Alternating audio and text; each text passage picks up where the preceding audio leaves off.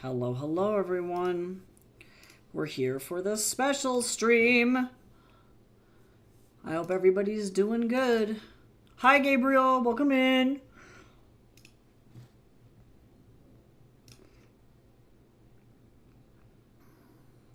Welcome, welcome.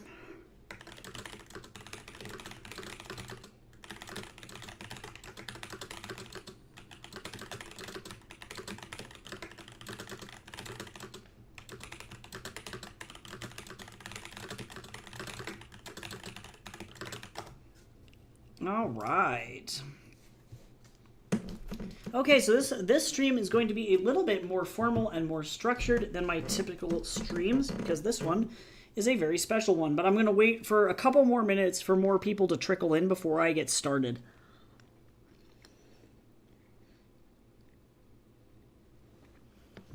I'm eating some instant ramen. But for those of you watching the VOD in the future, also hi.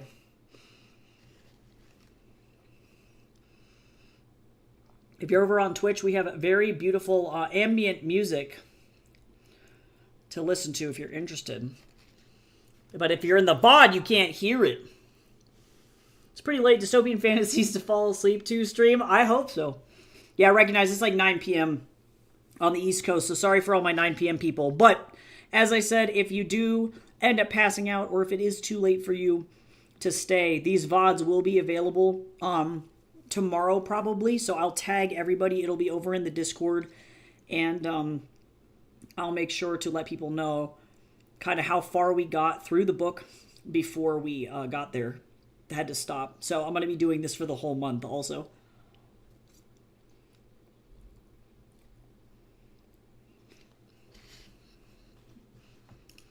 But that being said,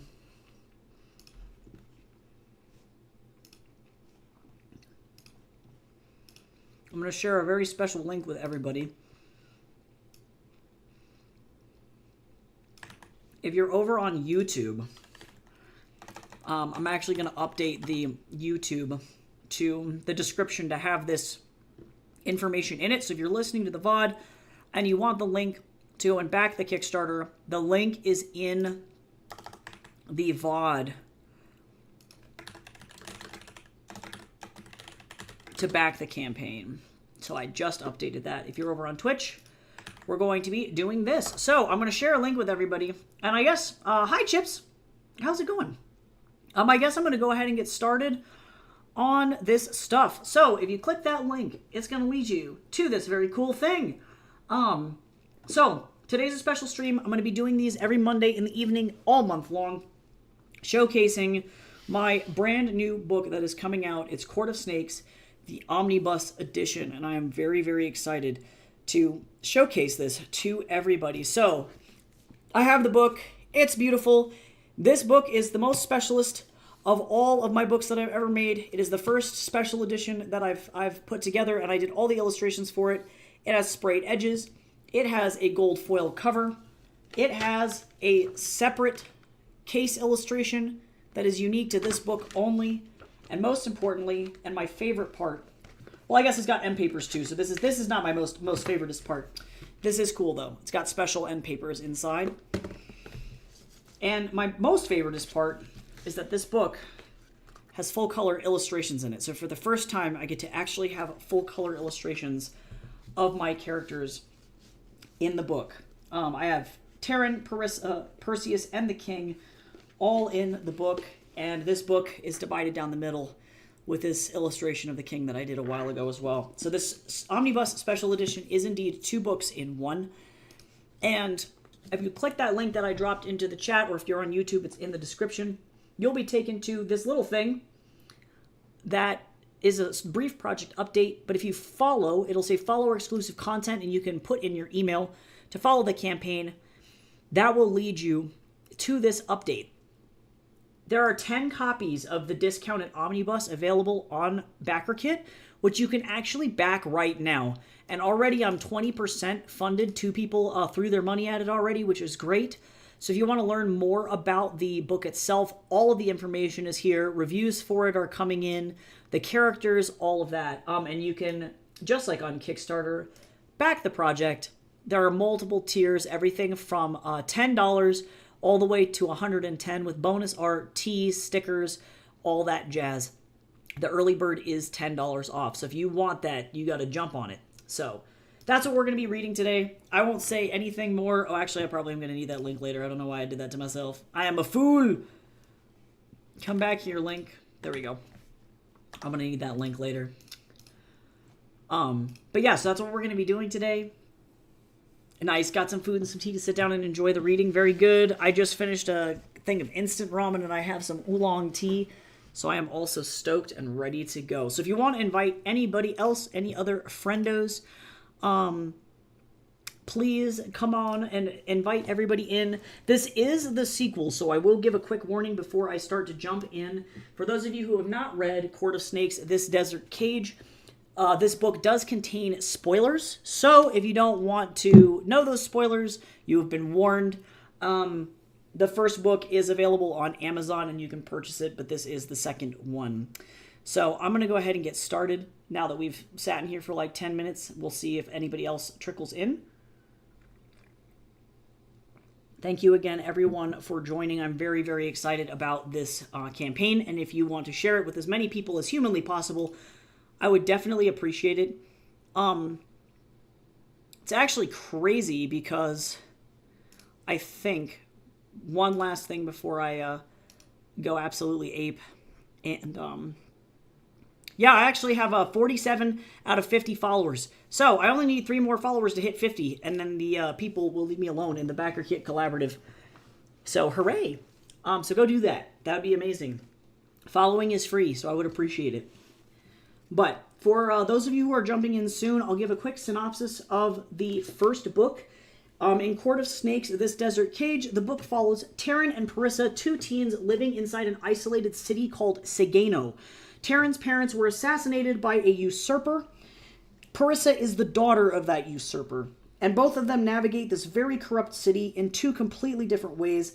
Taryn joins a rebel unit and learns how to use magic tarot cards under the instruction of a rebel named the King. He calls himself the King as he tries to overthrow the system with a group of very athletic and elite trained rebels. Think like Assassin's Creed. Parissa, meanwhile, is the daughter of that usurper, and he does not care for her very much. He follows a pretty intense white supremacist ideology, and she is half black. He quickly sticks her into a military camp, hoping that she'll just die, but she's very resilient. She ends up meeting another really nice guy in the camp. She's the only girl in the entirety of the guard, so that doesn't really bring her a lot of comfort, but Perseus, her new friend, helps her persist through all of the brutal physical training that she's put through until Taryn and Parissa finally cross paths and they're able to at least, in a way, deal with Talbot, Parissa's dad, and get him off the throne. I won't spoiler how they do so, but a pretty major part, and again, spoiler warning ahead, I do apologize because this is a sequel, but the king ends up not surviving in the process, so he was willing to sacrifice himself for the city. So now Taryn has been thrust onto the throne, even though he didn't really want it in the first place, and he's now having to rule with Parissa at his side as captain of the guard. Perseus is the commander of the guard, and so they have, as teens, now this massive mess of a city to clean up. So without further ado, for the first time, Court of Snakes, Bitter Truth, Honeyed Justice. I really hope that you guys enjoy it. Brick by brick. Taryn, the palace, July of the first year. You're talking about utter disorder, young man, Blackwell exhorted. Without anyone to stop them, the worst of the scum of the earth will rise up and do whatever they please. The only reason the Zayat district doesn't fall into complete chaos is because of the... On the contrary, councilman, Taryn interrupted. If his patience were a rope, it was a rope made of wet paper, and that wet paper currently held the weight of a mammoth. Reclaiming my time. Based on the research I've conducted and surveys that Commander Perseus has taken, we have found that the people are going to respond well while we set up other forces. I never said that it was going to be easy, but things never are. It's also important to remember, Councilman Blackwell, that the Guard is going to be replaced with an alternative force, something that will actually help the people with any danger or issues that may arise. We're not disbanding it all at once. This is merely a vote to begin the process of replacing it piece by piece. Esmond, you're Zaya's overseer. What do you have to say about it? I trust Commander Perseus, Esmond replied, seemingly surprised that his opinion was even considered. Talbot had trained him into silence, so it was a miracle that his voice even mattered. If there's anything that we can do to make the city safer and to ensure that the people are happy, I'm for it. Then we shall put it to a vote. Terran said, shall we as the council vote on Resolution NE-04 to abolish the current Guard, placing responsibility on Commander Perseus and Captain Kishori to create a new training program and citizen safety force to replace the current Guard and to restructure the training of elite guards as of the 1st of August. If you so agree with this resolution, raise your hand. Terran's eyes scanned around the room, goosebumps climbing his arms and up the side of his neck. He had seen unimaginable horrors, watched men's souls leave their bodies as blood rushed from them, jumped across chasms deeper than mines, and dodged bullets. Yet somehow this moment before the vote was more terrifying than it all. He hoped that everything he had proposed would benefit the people. He had spent 3 years among them, watching them struggle in the dust and the dirt, drinking dirty water from taps and living off garbage and scraps. The Atsa district did not fare much better, but all of this was truly for Zaya and for balance. Justice. That was what the king had wanted, anyway. Donning the robes the king had given him before he died, he walked the streets, citizens of Sageno often bowing their heads in respect. He always made sure to ask the people what they wanted. If it was a matter that impacted their lives, he made a promise to reinforce that their opinions mattered and that they were not invisible.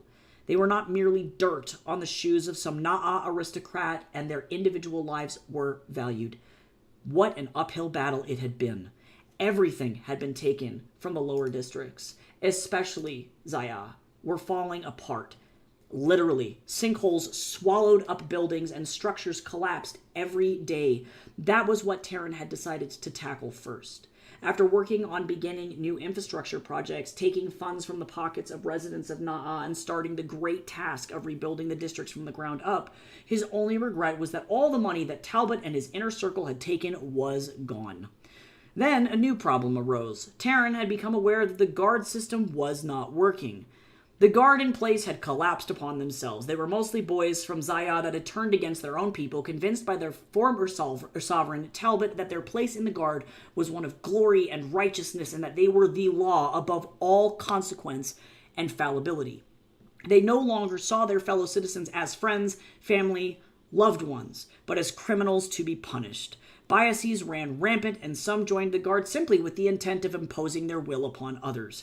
The Guard needed to be rebuilt from its base with new training regimens, new requirements for entry, and new methods of operation, but that was a monumental task. Getting the residents of Na'a to let go of their precious Guard was a nightmare. They were thoroughly convinced that if the Guard were dissolved and replaced with something less force, the starving citizens of Zaya would rise up, storm the gates of the uppermost district, and take everything. Looting and riots were all they could think about. Terran thought that perhaps they should consider why the citizens had been pushed to the brink of madness, eager to loot and murder in the first place. Hi, Malpamanea. I will explain the tech level after this chapter. Thank you for popping in. Esmond's hand shot into the air for the vote, and he smiled at Terran with his dark eyes. Reassurance. Esmond felt like the only family that Terran had left, if he could call the distant relationship family.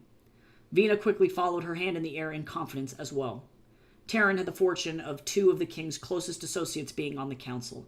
At the very least, he knew they would always have their votes if his intentions were pure and aligned with justice, as best as he could anyway. Terran slipped his hand into his pocket, feeling his fingers glide over the smooth surface of his deck of cards. If there was ever any doubt in his mind, he'd draw, talk to them, bring clarity to the situation. He had never needed to do that before. Before, the king was always there with answers, able to comfort him and keep his head on straight. He had never had to use the cards as they had been used in the days of old, as some fortune-telling tool. Sometimes they helped, but lately they had been quiet, and that made Terran nervous. He felt that if he could just talk to the king some way, somehow, he would not feel so lost. Having Vina and Esmond still close to him brought a little stability, but they did not understand. They had not helped him walk through the field of grief after losing his parents. They cared, but he still missed the king more than anyone in the world, even his own parents. Of the representatives of the Otza district, only one raised their hand. Bastet Bellamy was the one who joined Vina in the vote. Terran loved her. The people had chosen well by electing her to the seat. She came at issues with just as much ferocity as Vina and wanted to maintain any kind of balance that she could, seeing the benefit of starting over. Shraga, the other Otza councilman, hesitated. Their hand twitched on the table, considering their options. After looking at everyone, they raised their hand. Terran was honestly surprised. They had gone against every other motion, even the ones to fix potholes in the road in Otza, so to see their hand go up was a shock. Blackwell kept his hand firmly on the table. Of course he would not be eager to vote on something that would make him lose money. He was just like the rest of the Na'a elites, and Terran was a little disappointed. He had hoped that at least one of the Na'a citizens elected to the embassy would have the courage to stand up against their own people. Guess I was wrong, he thought. All eyes turned to Councilman Radcliffe. She was a resident of Zaya herself, and Terran expected an overwhelming vote toward the resolution, but she too did not raise her hand. Terran attempted to pick apart her motives in his mind. Was she scared? Why would she vote against protecting her own people? It did not matter in the end, as with 5 votes out of 7 being the majority, Terran shuffled his papers and tapped them against the table to straighten them. It is done. With a vote of 5-2, Resolution NE-04 passes. Commander Perseus will begin the transition from the current guard to a new civilian protection task force, and he will organize a committee to structure the new units. Now, on to the next issue at hand. As Sovereign, I would like to discuss invoking my authority to restructure the council. Murmurs tremored through the room. Blackwell's eyebrows slowly arched up his forehead, his eyes piercing through Terran's skull. Sunlight streamed through the windows bright in the perfectly clear blue sky and hit the table in a hot spot where Terran rested his hands. He found himself starting to sweat a little, though from nerves or from the heat, he did not know. I no longer feel as though having the Sovereign hold so much power is in the best interest of the people. Terran continued. I understand that it was the will of the first leaders of Sageno to run the city as the country of old was run, with one person at the top of the democracy with the final say, but, and how exactly would you have it run? Shraga demanded. You can't just jump us like this, Terran. If we change too many things at once, the people will riot. I believe that there need to be more people involved in the oversight process. One person shouldn't have all that power. While having 7 people on the council now is all well and good, I also believe expanding the council to 10 will make the votes more even and diverse. The Sovereign will still act as a tiebreaker. Anyone have any thoughts? What exactly is it that you're suggesting? Esmond asked, hesitancy clear in his voice. I propose a single seat be added to each district, and that certain vetoing powers be removed from the Sovereign. For example, I, as the Sovereign, would no longer be able to veto an entire decision that is passed by popular vote. It would make the Sovereign more of a figurehead, so to speak. They'll still have power, just not absolute. Also, I want to draft up a resolution that no longer requires the Sovereign position, or to be a position held by blood. Anyone can be elected to the position. Something akin to a chortle and a choke escaped Blackwell's throat as he shook his head. We understand that you're young and ambitious, Terran, but Shraga is right. Incremental change will keep the people happy. We can't upset too much or the people will feel unstable.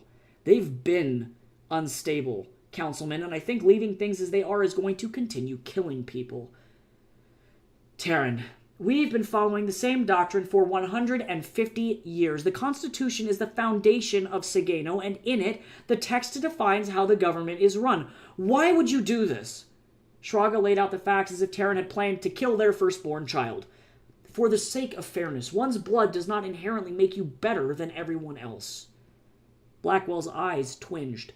And who do you suggest will fill these vacant seats? If we're not careful, things could become very unbalanced very quickly. As my last act as a sovereign with this ability before my power in this area would be totally dissolved by my proposed legislation, I'd like to elect Commander Perseus for Zaya, Parissa Sovter for Atza, and Myrella Blackwell for Na'a.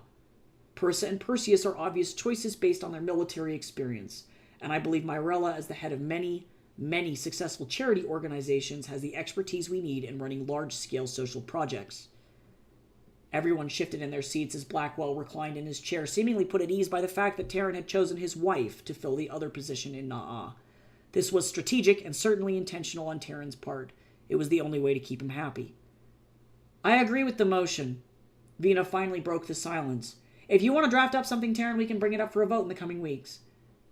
The other council members agreed, and some moved to stand. That's all for today. Then see you again bright and early tomorrow. Taryn stacked his papers and held them tightly, hoping no one else could see his hands shaking. The silence and tension of the council room broke as everyone shuffled off to go about their day. Vina gathered her things and moved quickly to some important matter, but Esmond hung in the room until the others had left.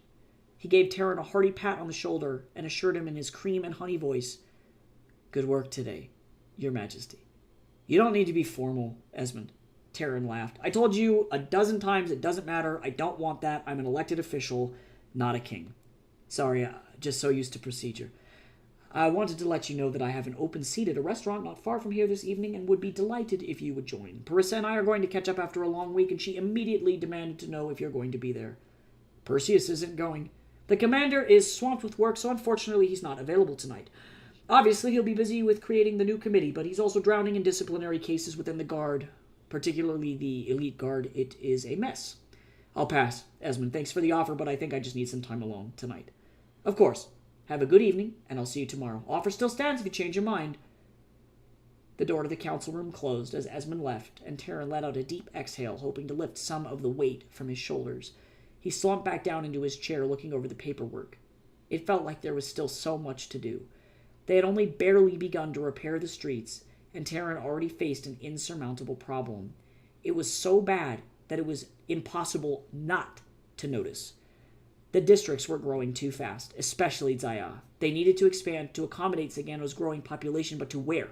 60-foot, unscalable metal walls left over from the early days of Sagano circled the city to protect it from the outside, from the harsh realities of the wasteland, but it also acted as a prison.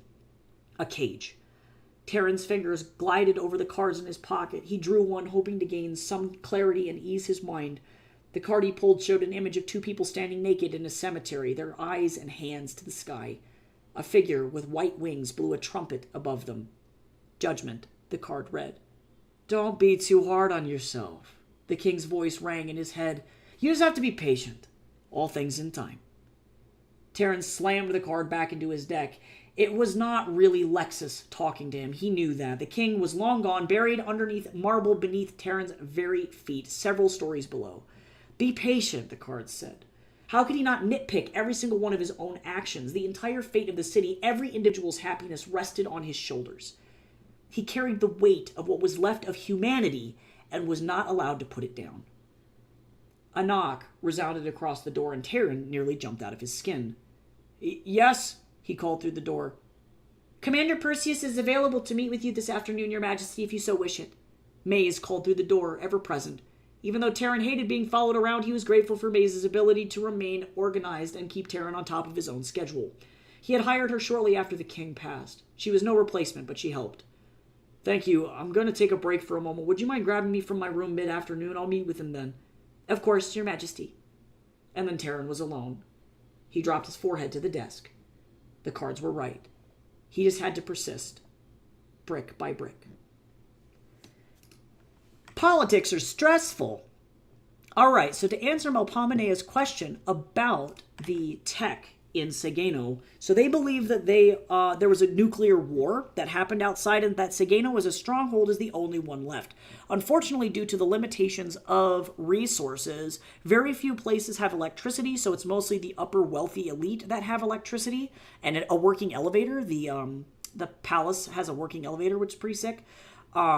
But everybody else is effectively living like pre-industrial revolution times, and they're all working, slowly dying off of using scavenged resources from the pre-war period. So they do have plumbing, they do have, like some of the lower guards have musket-style rifles. The elites carry semi-automatic rifles, but if they run out of ammo, they can't really use them anymore. So it is like massive poverty levels of dystopian running out of resources and things like that. They use a lot of indigenous technology to rebuild, so a lot of the lower districts are made out of like adobe and old school New Mexican architecture, but overall they ain't doing so hot. But If you just popped in, I'm going to share this again since I'm seeing a couple new people in the chat.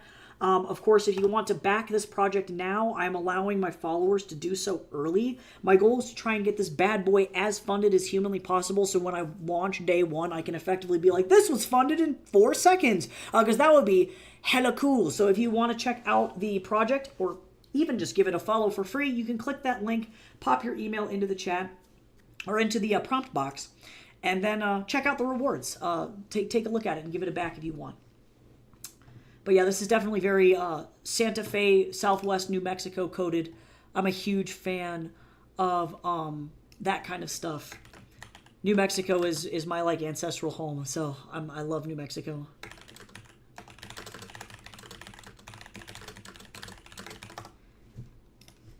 All right, family, Parissa, Zaya, July of the first year.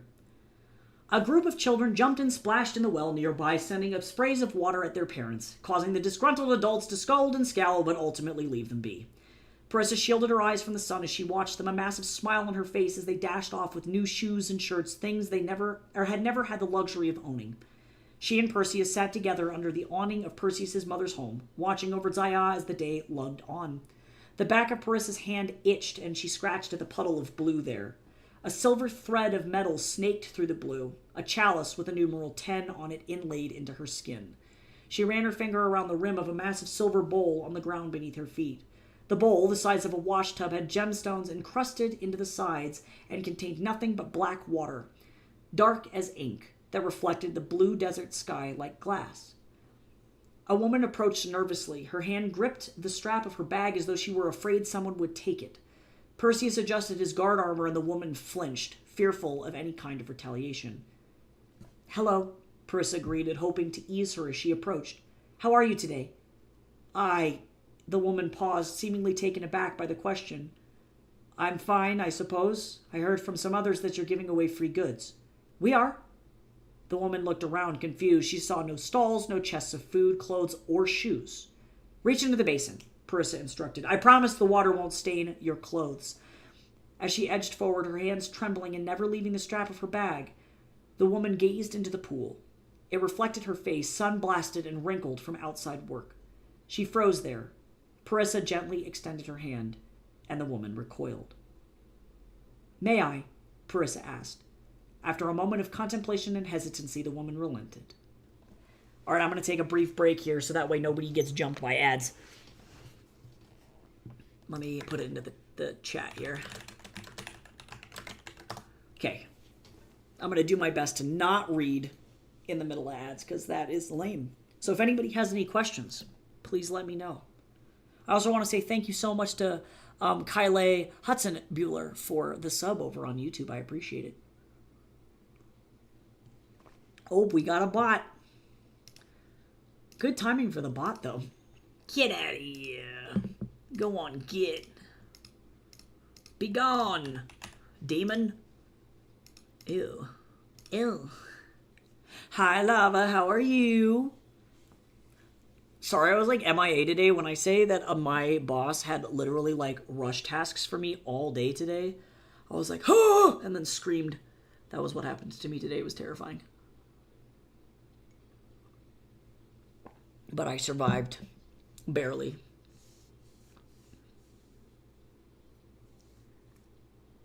It was crazy. I made so many PowerPoints. That's my job. Most of the time. It's PowerPoint hell. Almost there. Almost there. All right, we're back from Madtown. Here we go. Parissa lowered the stranger's hand into the inky blackness, the water rippling like a veil as their hands broke the surface. Not water at all. The woman's face shifted in surprise as her hand touched something solid. She pulled an entire basket of food from the basin. Fresh bread, bright fruits and vegetables, and rabbits ready for skimming. Her eyes lit up in wonder as the massive basket, nearly as wide as the lip of the basin itself, emerged as if from a dream. Parissa grinned. "I can't guarantee I can do this all the time, but I hope this helps you this week." "Oh, thank you," the woman replied, nearly on the verge of tears. She tore through the goods as if she had never seen a fresh and unbruised vegetable in her life. You have no idea how much this means to me and my family. I'm just glad I could help." The stranger bowed her head in thanks and disappeared into the dense crowd of Zaya, becoming one head among many. A hand brushed Parissa's, and she turned her head to Perseus, who beamed.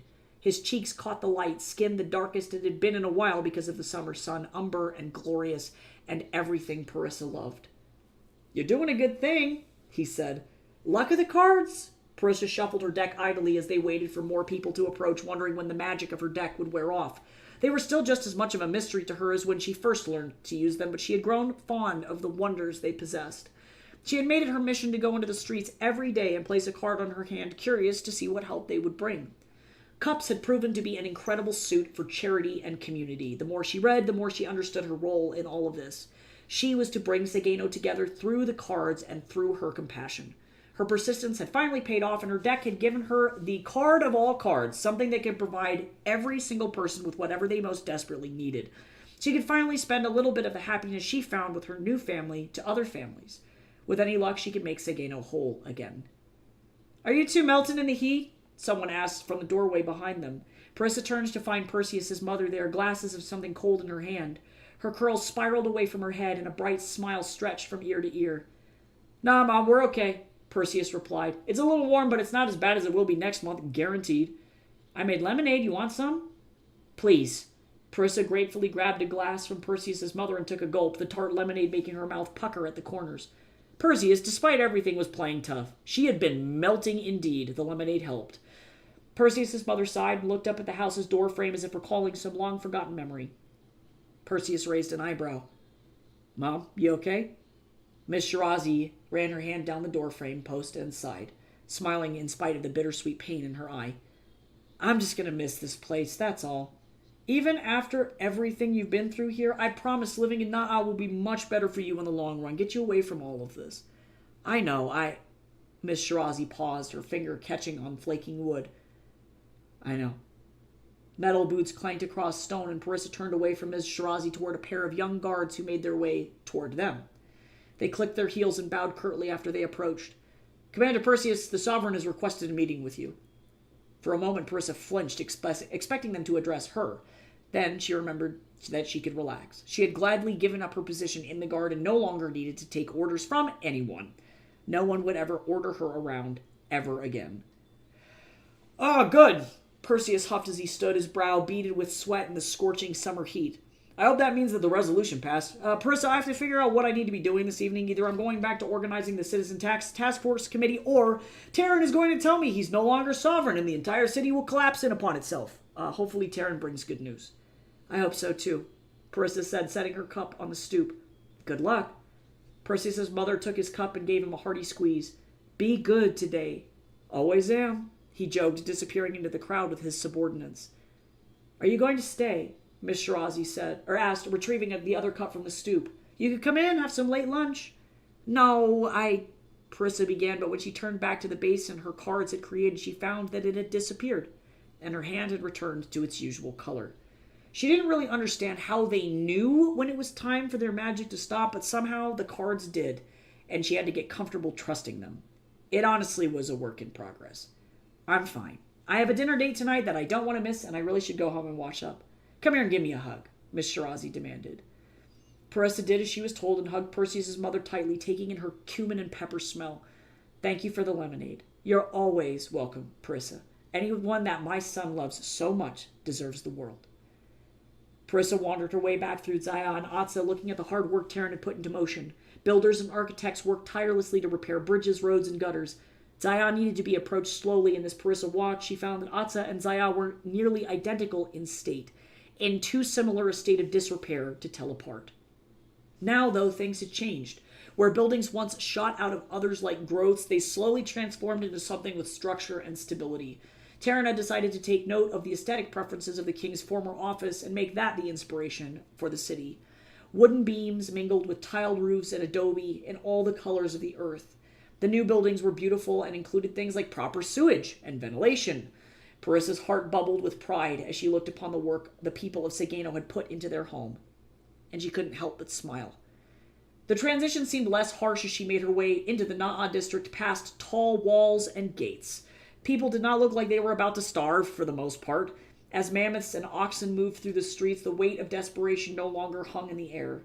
Taryn was making significant change, and Parissa was thrilled that she got to be a part of the wave. She could never have imagined that this would be where would have been where her life would turn, but she could not be more grateful that she had been there to witness it. She moved to the greenhouse at the base of the embassy palace, stopping to smell a blue hyacinth, and looked into the throne room through the huge glass panes that led inside. The massive hole in the back of the room had been patched up from where they had sieged the palace, so it had become usable again. Taryn used it now to address the citizens en masse and host public hearings, but it still gave her goosebumps. For a moment, her father sat there, his eyes cold and the wrinkles at the corners of his mouth betraying his hatred for everyone. And then he was gone. Parissa moved on, not caring to let the memory haunt her any longer. She washed up in her quarters on the lowest floor of the embassy palace and dressed for dinner.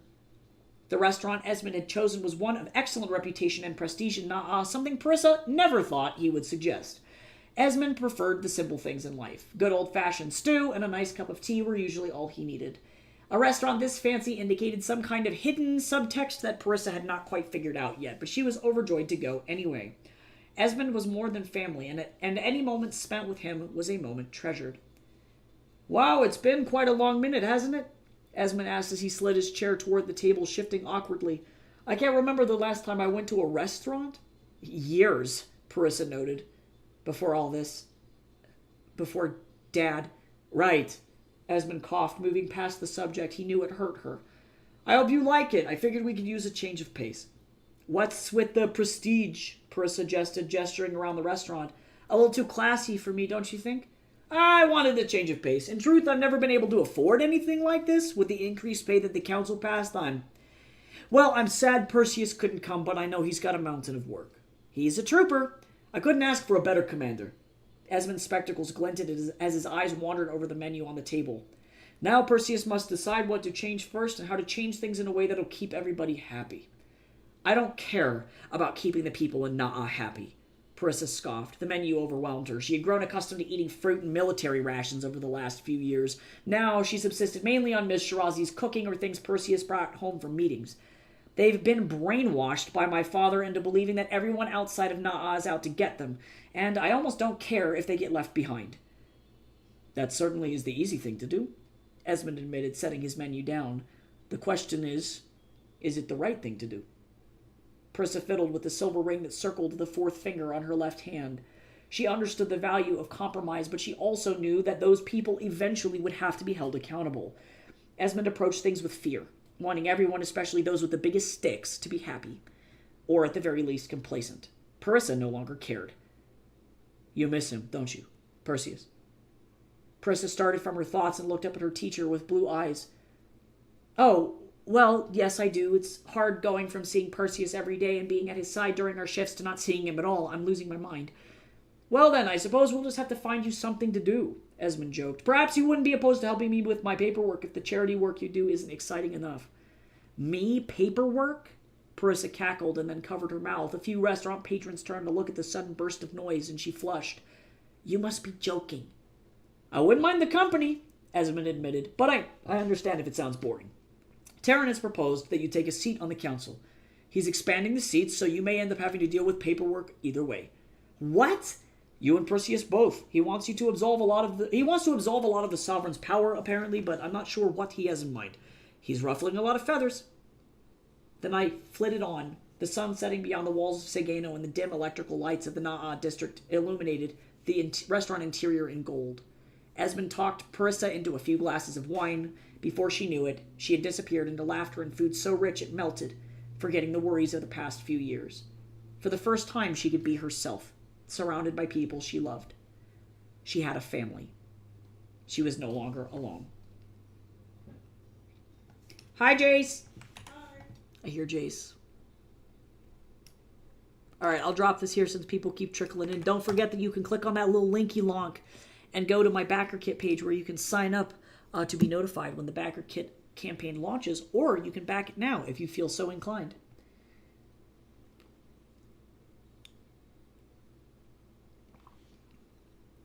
Burden. Taryn, the barracks, August of the first year. "Attention!" Perseus screamed across the yard. His soldiers, dressed in crisp white, so bright the sun reflected off their uniforms and beams, straightened at his command, their faces hidden in helmets and guns at their backs. Things are changing. I've assembled you all today to inform you that certain training protocols are being abolished within the Elite Guard. Resolution NE04 has passed, which means that you all will be retrained. I know a lot of you have spent most of your young lives using the same training methods.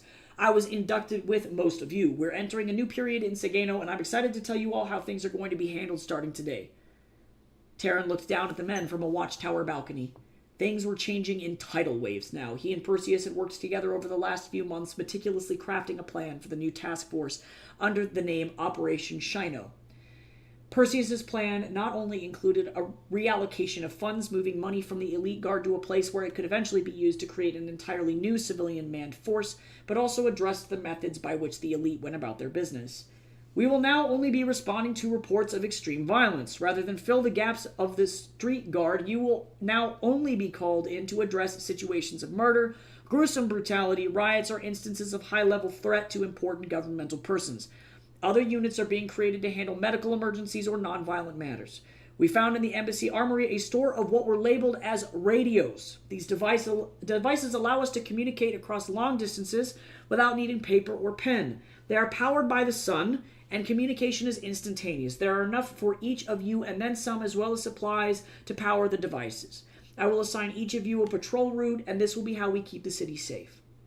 Perseus held up the radio, a handheld device that Talbot had been hoarding in his back room for some nightmare scenario, Terran assumed. They had found boxes of them while going through Talbot's things, along with an entire secret room that harbored other unimaginable weapons. Terran hoped that the radios would allow the guards to be more efficient and prevent elite guards from responding to calls that did not concern them. I will not only be training you in how to use these new tools, but also in what your new protocols are. You are not to respond to non-violent crimes. I suppose change is coming, then. Someone stepped up beside Terran out of his field of view. Terran turned to find Councilman Blackwell there. He rested his hands on the handrail of the banister in front of them and looked down onto the training ground with something that looked like disdain in his eye. Yes, Terran replied. Perseus has given the training protocols a good scrub down. They're much more efficient now. I think significantly fewer resources will be wasted on ammunition and repairing weapons now that elite guards will not respond to every distress call. We'll see how that goes. Criminals are going to think they can get away with anything now. Blackwell commented, his dark eyebrow climbing up his face while looking down at Perseus's work. Here's hoping the elites are ready for the challenge. They couldn't even take care of the king and a bunch of peasants. So I don't have much faith. To be fair, they didn't have magic, and we did. You're not wrong. Still, Terran, there are those out there who don't like you. I would consider sleeping with one eye open. I understand your concerns, Councilman, but the Guard has been all that stood between us, those who wish to live in society, and those who choose savagery. Your Majesty, that's all I'm saying. Terran could not help it, but he scoffed under his breath. That was all Blackwell had been saying on repeat in the council room for months. But Terran had faith in his guardsmen. And more importantly, he had faith in Perseus. Perseus would weed out those who sought to harm the people, fire them, and never let them return. And the safety of the people meant much more than the comfort of a select few. I hear you, Councilman Blackwell. Terran replied, hoping to remain as cordial as possible. But the council has decided, and more importantly, the people brought the issue to us long before we held a vote. Now, if you'll excuse me, I have a long list to complete for the day. Of course, Your Majesty. Blackwell coughed under his breath as he turned back toward the training ground. Terran stepped away to the other duties that he indeed had not made up, though they did make a good excuse. Dealing with Blackwell was like dealing with weeds. No matter how often the pesky plants were pulled up, they always seemed to come back with a vengeance, stronger than last time. He, like many other residents of Na'a, carried in his heart the same sentiments as Talbot. People of the lower classes were put there by the edicts written by the first leaders, and if their lives did not get better by the time they died, that was entirely their fault, not the fault of the systems put in place by those in power. The king had taught Terran an altogether different lesson. The systems put in place controlled everything, and if the systems could be abolished and replaced with something better, everyone would prosper. As he hustled inside and out of the scorching heat of the desert sun, he wiped his brow and stiffened a little as a hurried shadow slipped to his side. His eyes lolled to his left to find Maze with her stacks of books and to-do lists, a pencil in her mouth. She followed him into the throne room and stood diligently at his side as he collapsed into the chair. his brow furrowed into a canyon. She said nothing for a moment until the silence grew unbearable, then coughed and said, are you prepared for the rest of your day, Your Majesty? I have to be. Terran chuckled. No breaks until things are fixed, right? Well, I'm certain I could write a few breaks into your schedule if you need them. I'm joking. Maze, no worries. What's next on the list? Maze shuffled Terran from duty to duty, task to task, until the sun dipped behind the outer wall of Segeno. He spoke with other district leaders, attempting to convince them that rebalancing the city was the next best move. Terran organized budgets and nearly fell asleep looking over old ledgers. He woke with a start late in the night as Maze laid a gentle hand on his shoulder. Your Majesty, she whispered, we should get you to bed. Terran rubbed his eyes, pulling himself from half-sleep. He shuddered as a nightmare quickly fled his mind, and he forgot it as soon as he awoke. He sighed and heaved himself from the desk on the top floor of the embassy.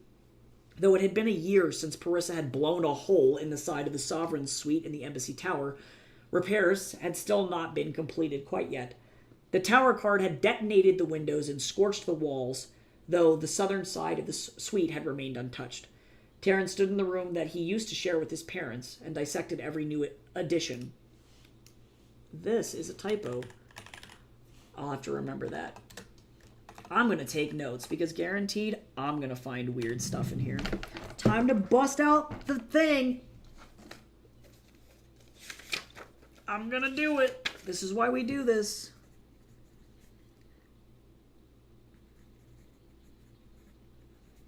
This is why we do this.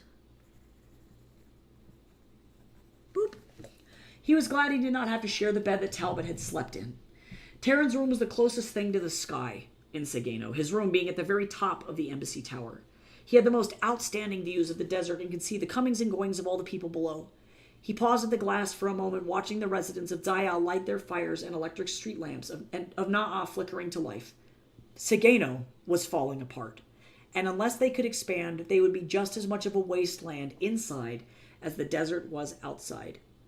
Everyone would die, and Terran knew it. The question was simple. Would he stop it in time? You know that moment when you're all trapped in a little sardine can and everybody's starving to death?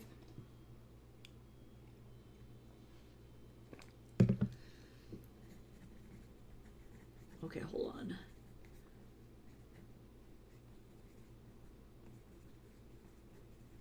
Okay, cool.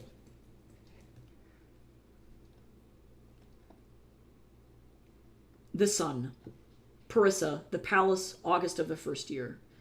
Perseus blew a massive plume of dust off the top of an old tome and coughed as it scattered about the war room, the gray motes settling on everything else. No one had entered the war room in months, and the signs of disuse had built up. With all the dust that blew in from the desert, the pesky particles collected in the vents and blew into unmaintained rooms, turning everything brown and orange. Perseus batted the dust away from his face and stuck his tongue out in disgust, choking out, "Oh, you think someone would have cleaned in here?" Terran ordered its contents be left alone, so even servants haven't been in here. Parissa replied, looking over her father's papers on the desk. The room, bathed in artificial electrical light, echoed with something long dead. Parissa quivered amid the ghostly presence that hung in the air. For a moment, her father stood at the desk, bent over and looking at maps of the city. His eyes darted frantically across the maps in a rage, his knuckles white from gripping the table. And then he was gone, just like the dust motes that Perseus blew off the book. What exactly are we doing in here again? Terran's collapsing under the stress of everything. He tried to say he didn't need help, but I think he's lying. Apparently he was supposed to go through this war room months ago to organize everything, but hasn't gotten around to it. War room, Perseus scoffed. Even we weren't allowed in here. This used to be a closet when we moved in, I think. My father felt it necessary to remind everyone that we were under a constant threat from things we couldn't see. It was all rubbish. Parissa rolled up the maps on the desk and put them away into a bin with everything else that would be burned or stored. Esmond would see to that. Perseus stacked books into a crate and shook his head. I suppose this is better than dealing with my troops, but definitely not my ideal day off. I'm sorry, Parissa chuckled. You're the one who wanted to help. I wanted to be with you. Perseus gently socked Parissa on the arm. We keep having to reschedule dates. Because you keep having random work things pop up. I'm unemployed now, remember? For now, at least. Once Terran works on shuffling the council, I'll be back in the saddle. Parissa smiled to remind him she was not mad. Everything had drastically changed after Terran became sovereign, but she was okay with change. Anything was better than how it had been with her father. I know. Perseus leaned on the wall with a huff, his armor grating heavy against the metal surface. I definitely preferred being capped. Something rumbled, deep and guttural like grating metal, and Perseus and Parissa jumped away from the wall. A large panel, which had been earlier covered in posters and maps, boomed and shook, scattering sand and dust all about the floor. It receded from the rest of the wall and slid neatly to the side, screeching and grating the whole way and tearing the maps as it shifted. Perseus slowly drew his gun from his side, the firearm he now wielded as a commander, and gestured for Parissa to step behind him. She rolled her eyes and proceeded forward with caution, peering into the new hallway that opened. He forgot that she wore armor, too. Dim lights blinked on the wall every 15 feet or so, their yellow glow illuminating the tunnel for only a moment and then returning into pitch blackness. Parissa reached out and touched the wall to find pipes and cables cold and protected from the desert heat that baked the outside walls. Oh, we must be inside the wall of the embassy, Perseus guessed, looking down the hallway. I bet this is some old maintenance tunnel the original builders used to service the tower. Let's follow it, Parissa suggested. No. Creepy maintenance tunnel into the unknown seems like something I don't really want to play with today. Why would maintenance workers hide an electrical tunnel with a secret entrance? Parissa started down the hallway. It doesn't make any sense. Damn it, Parissa. The two of them edged down the hallway, avoiding large pipes on the floor until the hallway branched at a junction. Perseus fumbled around in the dark for a moment before finding a sign that had been posted on the wall. What's it say? Parissa demanded. Oh, hold on. Perseus reached into his pocket to retrieve a match. He struck it, the little light flickering orange in the dark, and replied, Silo A, and then an arrow, Silo B, and then another arrow, and storage A. Hold on. That's another one. I'm going to make sure that these are not in the final. I don't think that they are, but I'm going to make sure. All right. Parissa looked down the hallway to her right as he blew out the match.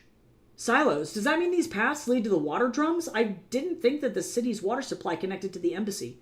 They must. We must have dug other entrances to the silos rather than using the ones under the embassy for ease of access's sake.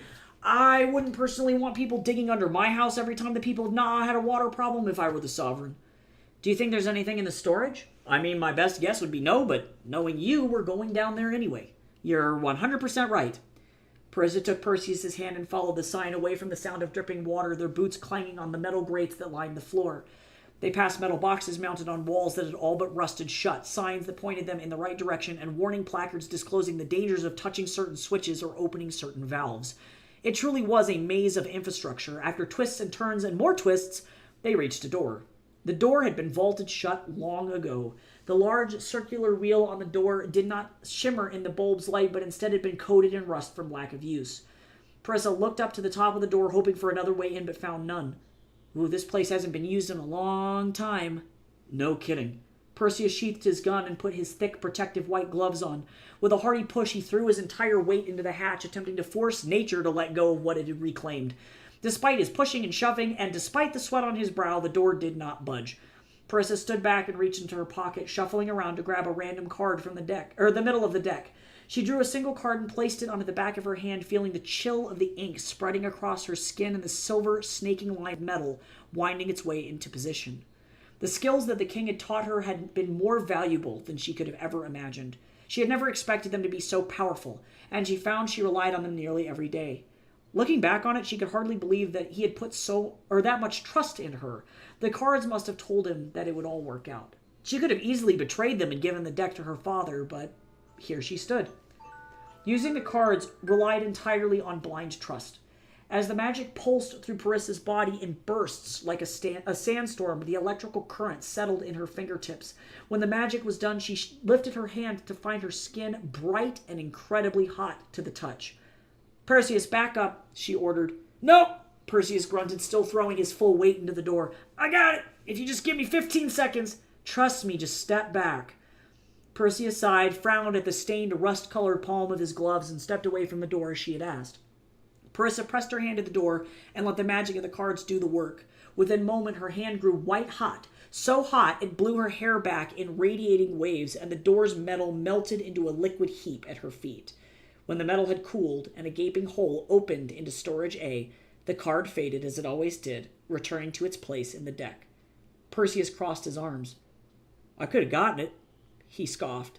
Come on, Parissa giggled. Do you want to see the inside of this creepy room or not? I think if we had given Perseus 15 more years, he probably could have gotten the door open. I think he would have been okay. Probably would have been fine, you know what I'm saying?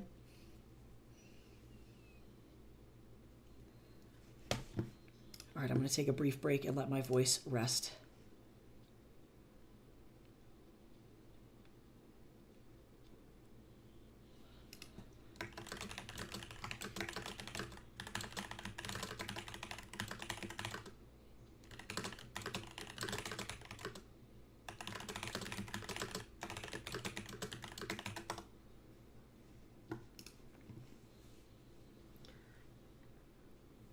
Illuminated. Terran, the palace, August of the first year. Terran, Parissa shouted, pounding on his door. Terran's heart jumped into his throat and he immediately lunged for the cards he always kept under the sheets while he slept. His fingers brushed the glossy surface of a card and he drew it, ready for action. What? Terran called. Are we under attack? No, but there's something you really need to see. The sheets caught around Terran's ankles as he tore himself from bed. Within moments, he had dressed well enough to leave his bedroom, and he stuffed his foot into a boot, his heart pounding in his ears. Something in his gut told him that whatever news Parissa brought could not be good. He threw open the door, and Parissa did not hesitate to drag him toward the elevator. What is it? A disastrous collapse? Terran asked. He had waited to hear about one of those for weeks. The buildings in Atza were practically begging to fall over. Murder? A coup? No, shush. Parissa smashed the button for the bottom floor, and the doors to the elevator closed with a quiet clang. Documents. Perseus and I found documents that you need to see. Your dad's? No, look, you're just going to have to wait to see. Parissa tapped her foot impatiently as the elevator came to a slow and comfortable halt at the bottom of the shaft. The door squeaked open again, and she tugged Terran through the throne room and into the war room. Everything was almost as Terran remembered it, save for the fact that most of the papers and books were now stuffed into boxes, ready to be put into storage. The hole in the wall was new, though. Where did that come from? Terran asked as Parissa pushed him into a maintenance tunnel. Perseus and I found it last night on accident. Perseus is inside now. We double-checked, and this tunnel leads to 2 silos and the wells that give the city water. That's nothing extraordinary, and the other access routes dug years ago still lead to them just fine. It seems Perseus and I found a back entrance. But what's important is that there's a whole other room down here that you need to see. Terran and Parissa wound down corridors until they reached a metal door that looked like it had been melted by the sun. Terran touched the edge of the scar in the metal and asked, Did you do this? The door was stuck, so I blasted our way in. Just come inside. Parissa seemed to have a habit of blowing things up with her cards. First the embassy tower, now this. It amazed him that such power could even be tapped into, that such a thing existed. He knew the cards did wondrous things, but such destruction was something he had never imagined. Terran did as he was told and stepped over the threshold, looking into the room beyond. Perseus lingered near some equipment, a giant machine that Terran did not recognize. Cabinets and storage chests stood about the room, lining the walls and stacked in corners. Perseus crouched, leaning toward the machine's underbelly, a big box with parts inside, and he blew into it, scattering dust everywhere. What is this place? Terran whispered as he stepped into the room, the dust on the floor turning his boots an ashy orange. Storage, but for what? We don't know. Parissa replied. We've tried getting into all these boxes, but they're sealed shut with some kind of electrical mechanism that we can't crack. And we didn't want to just, All right, I will take a break while we sit in Ad Town for 5 seconds. Everybody go and drink some Wawa.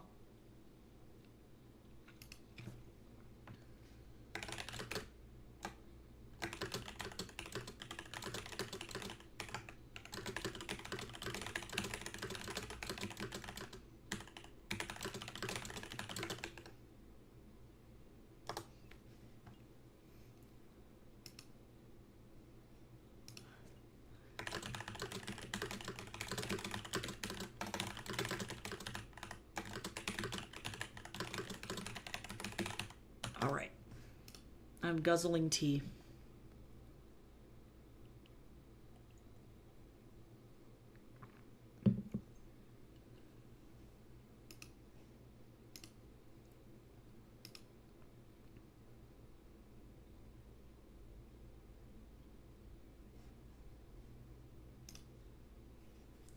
Almost done.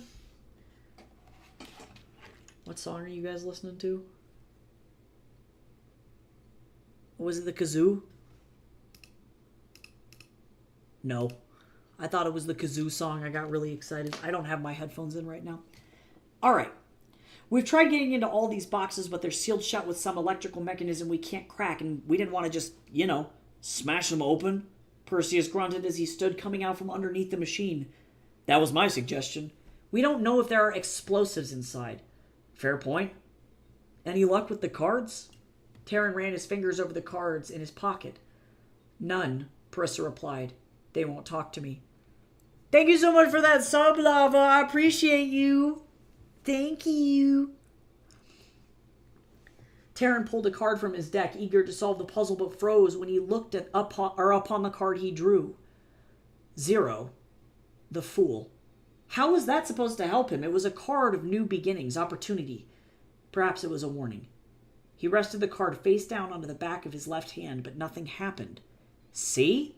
Parissa wandered over to see if Terran's card had taken. I've been having that same problem all morning. I'm not trying to be paranoid, but I've never had them not work. Seems suspicious. The cards aren't good for everything.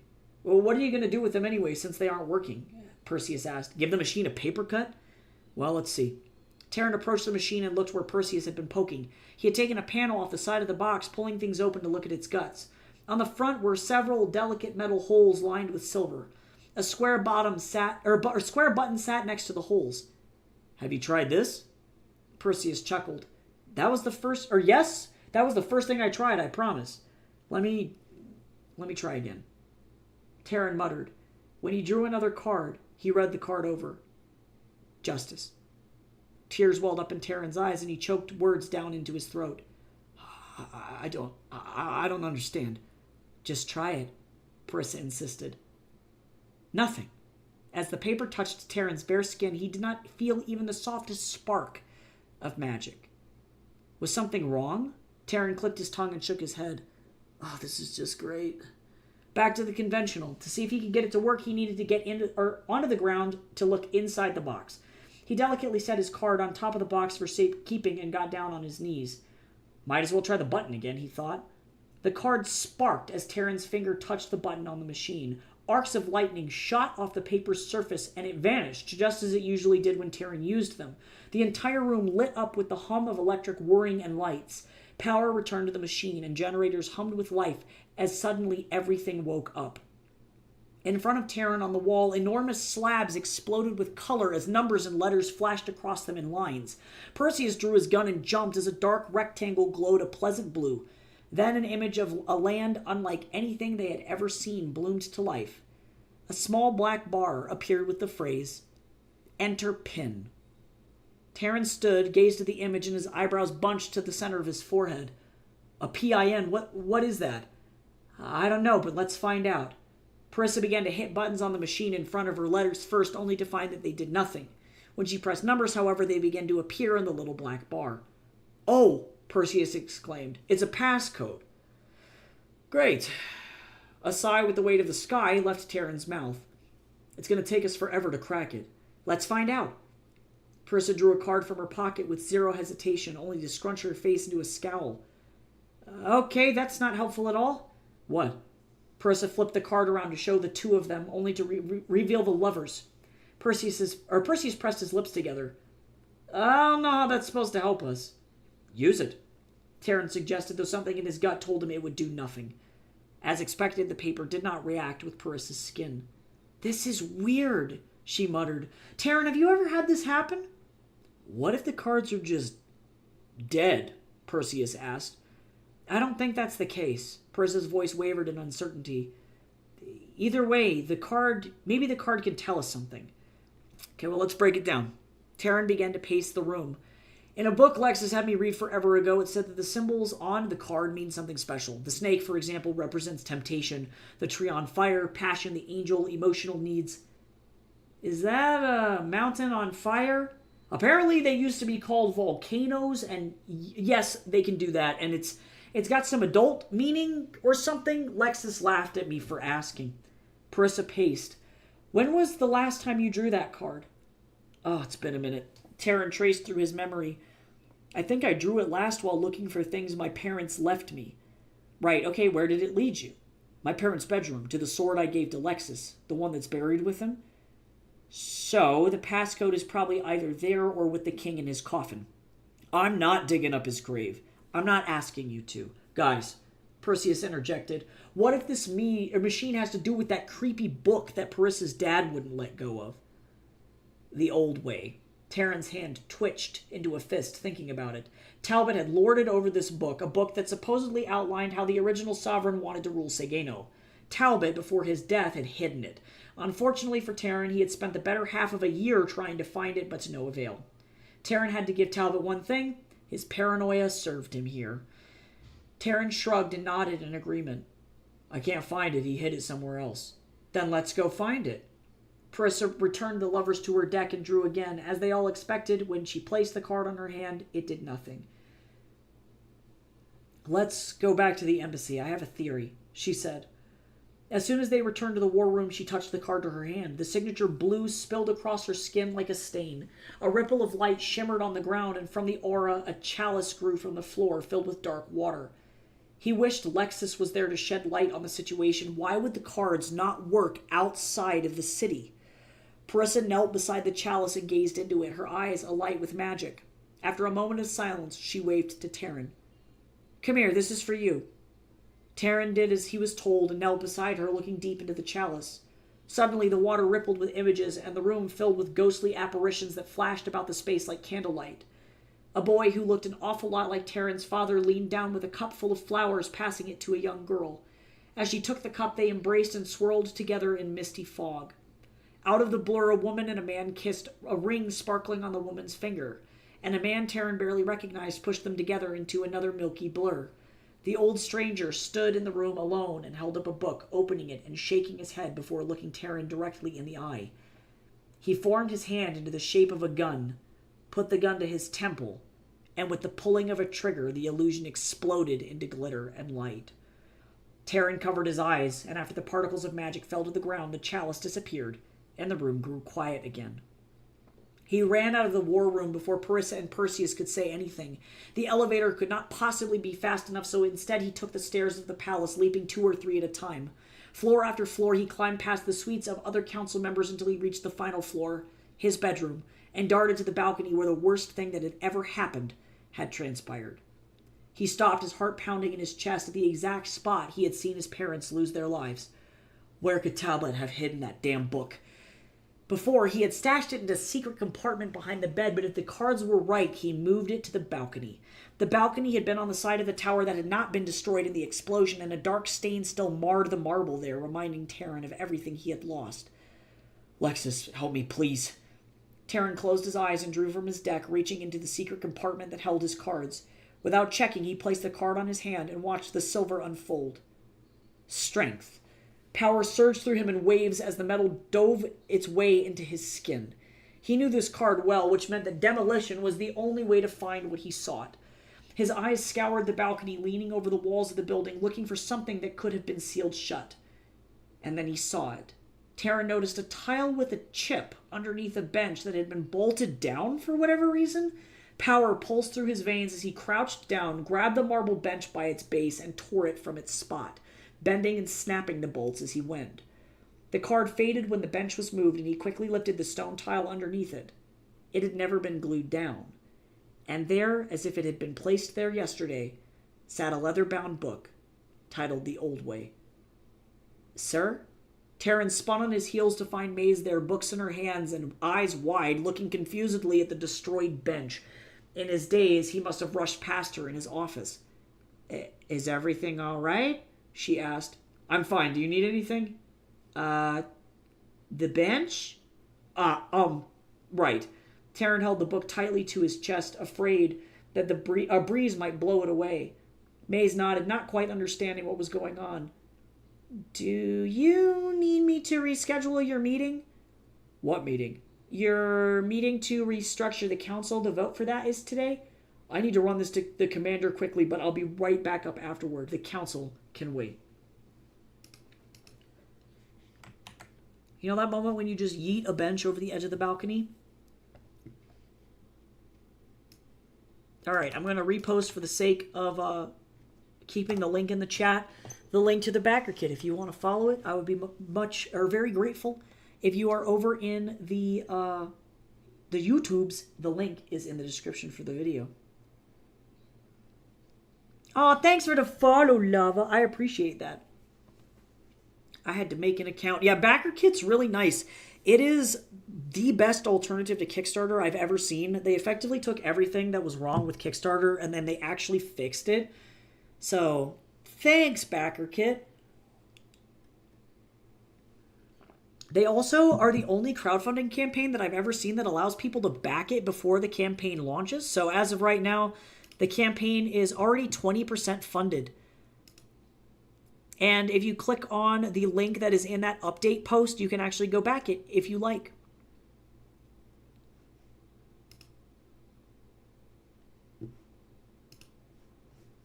So pretty sick.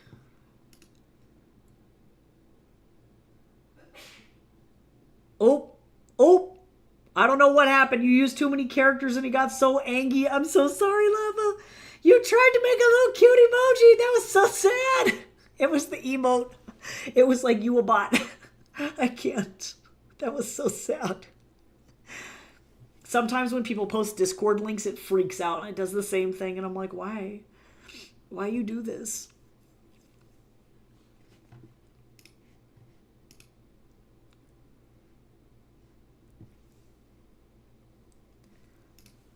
I'm gonna go cry. Oh my god, the bot was like, now die. Perish. I can't. The Old Way. Parissa, the palace, August of the first year. Parissa carefully opened the book while Perseus trembled with anticipation by her side. There it was. The Old Way, written by some pretentious author who had given himself the pen name Lord Wraith the First as if it meant anything. This was it. The infamous book. After skimming through it, on the very last page in the lower right corners, a string of numbers, 1776, had been printed without indication of where they went. Parissa entered the numbers into the machine without hesitation and started when a pleasant tone played throughout the room. The slab on the wall revealed a white screen with an iconograph of some kind, formed by letters to make the shape of the symbol of Sagano, the sun. What the hell is this? Perseus asked, his eyes tracing the screen. Parissa hit every key she could until a new image appeared, showing a line of icons and the word recommended. Should I push it? She asked. I mean, no harm in it, right? Just be careful. She navigated to something called Protocols for Future Employees and hit the key labeled Enter. Soon, a document opened onto the screen. 900 East Altadena Drive, Altadena, California, 91001. Date January 20th, 1961. From Christian LaHale, CEO of Rooks. Subject, Post-Launch Employee Protocol.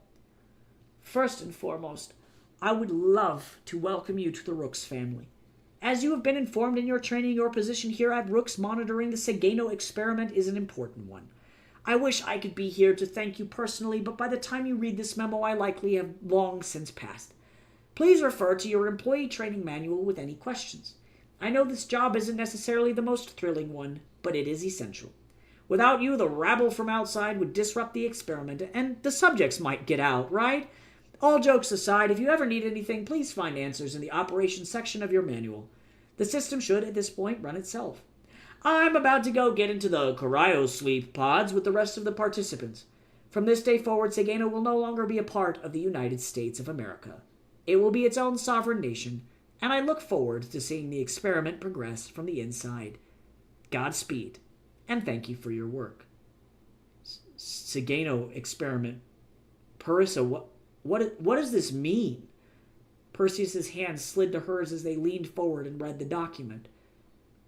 I don't know. Let's see if we can find this employee manual. Using the arrows and a rolling ball on the machine, Parissa navigated to the other recommended items. After a little bit of searching, she landed on another document that had been labeled Survey Overseer Manual 2022-Final-Amended 2167. The document contained a neatly labeled table of contents and considerable business jargon. Paris's eyes dashed over the numbered list. Job descriptions, company hierarchy, documented processes, safety instructions, and emergency procedures were all outlined. Processes, maybe? Perseus pointed. Parissa and Perseus tore through the manual, and when they finished, they merely turned their heads to look at the copy of the old way that Parissa had set onto the machine. We have to tell Terran. This book would get banned by the U.S. fucking government. I'm pretty sure Donald Trump would hate this fucking book. You know. But yeah, just a reminder that you can get oh my god, he can't read, Lava. You almost just sent me. Oh my god. You're right though. But yeah, just a reminder, you can get $10 off of this very anti-government book by clicking the link and then going to the secret backer zone. If you need help navigating there, please let me know if you want to back it. Mirage. Terran. The palace, August of the first year. Terran gnawed into his lip as he ran his fingers over the pages of a ledger, looking for the truth there. On his right, he scoured over a tome from the commander's records of every expedition outside Sagano's walls. Places like Sulphur, Leadville, and Trago comprised most of the list. For a brief moment, he touched his face, remembering one that wasn't his. Rune Gildenhart, a disguise he had donned for work's sake, had come from Sulphur. Or so he had said.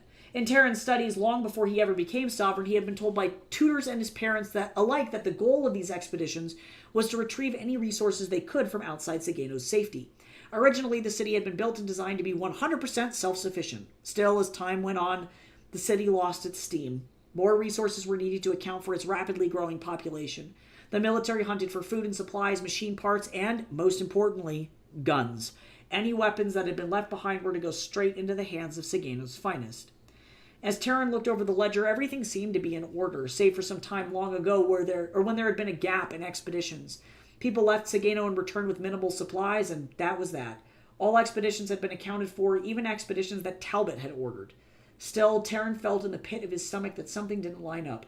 That was why he had pulled out another ledger from an even older time, before his grandfather had ever been born. On his left, he combed through storage records, hoping to find evidence that these search parties had come back and deposited goods into the back rooms of the embassy. And therein lay the problem. Half of the time, these expeditions did not bring anything back at all. Rune Gildenhart had said that Sulphur was filled with scavengers and Sagano's rejects, those who would trade guns and ore for other goods. At least that was what the king's reconnaissance had told him to say.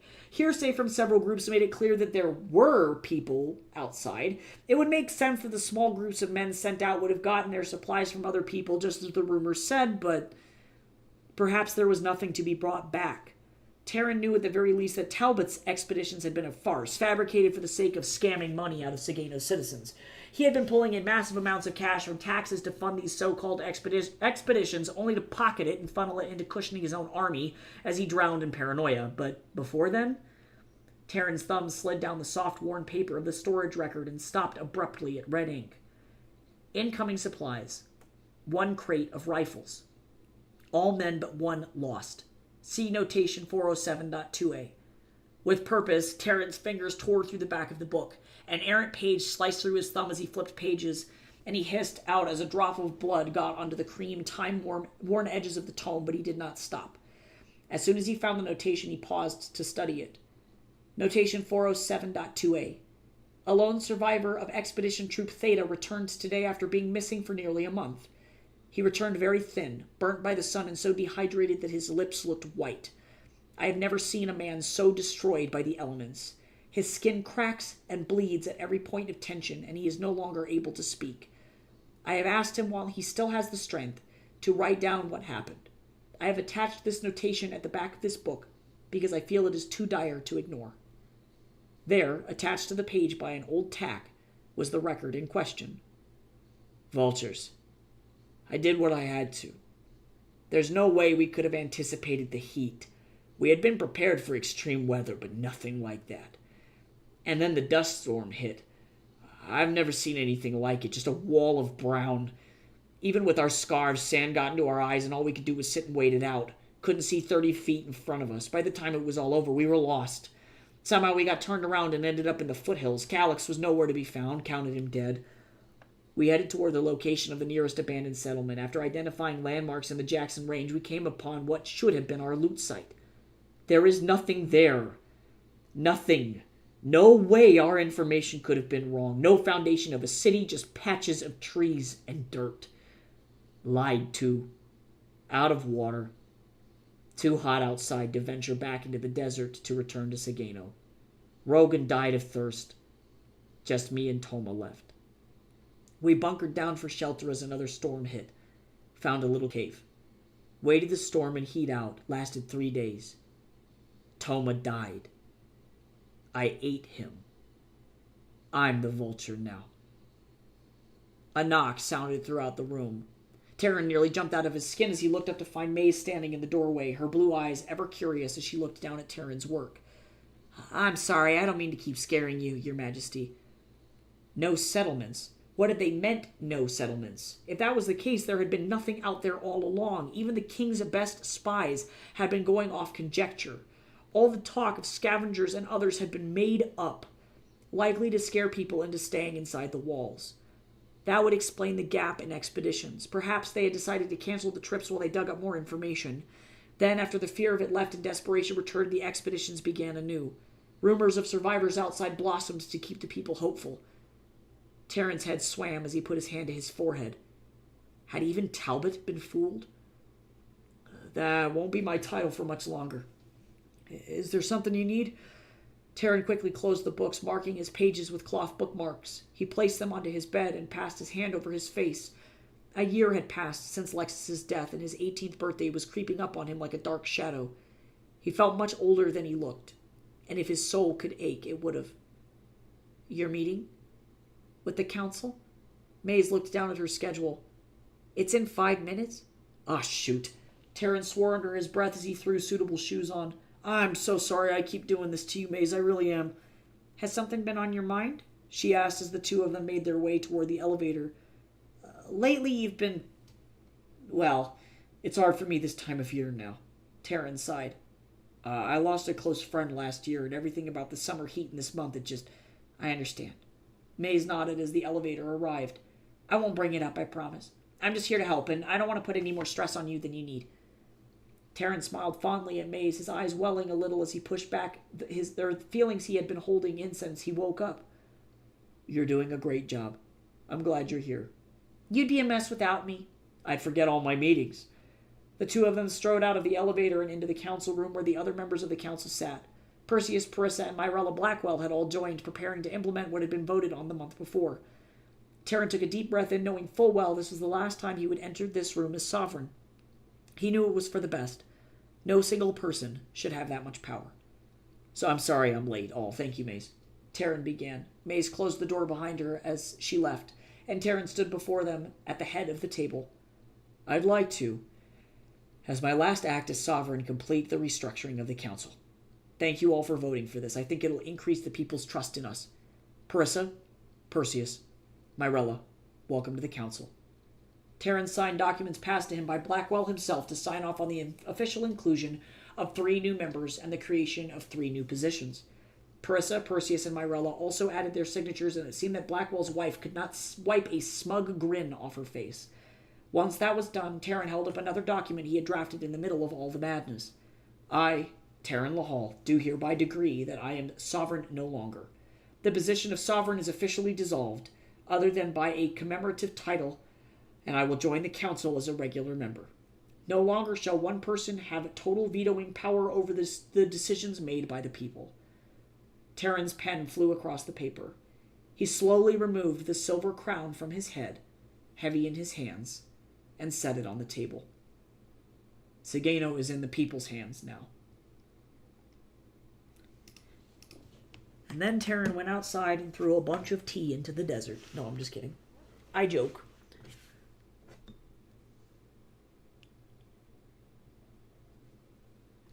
My throat is so crispy. Speaking of deserts, bro. Fucking crispy. So crusty. I'm so crispy.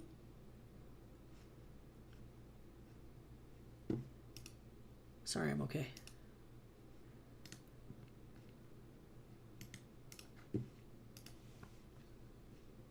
only need 2 more followers to get to 50. That's crazy.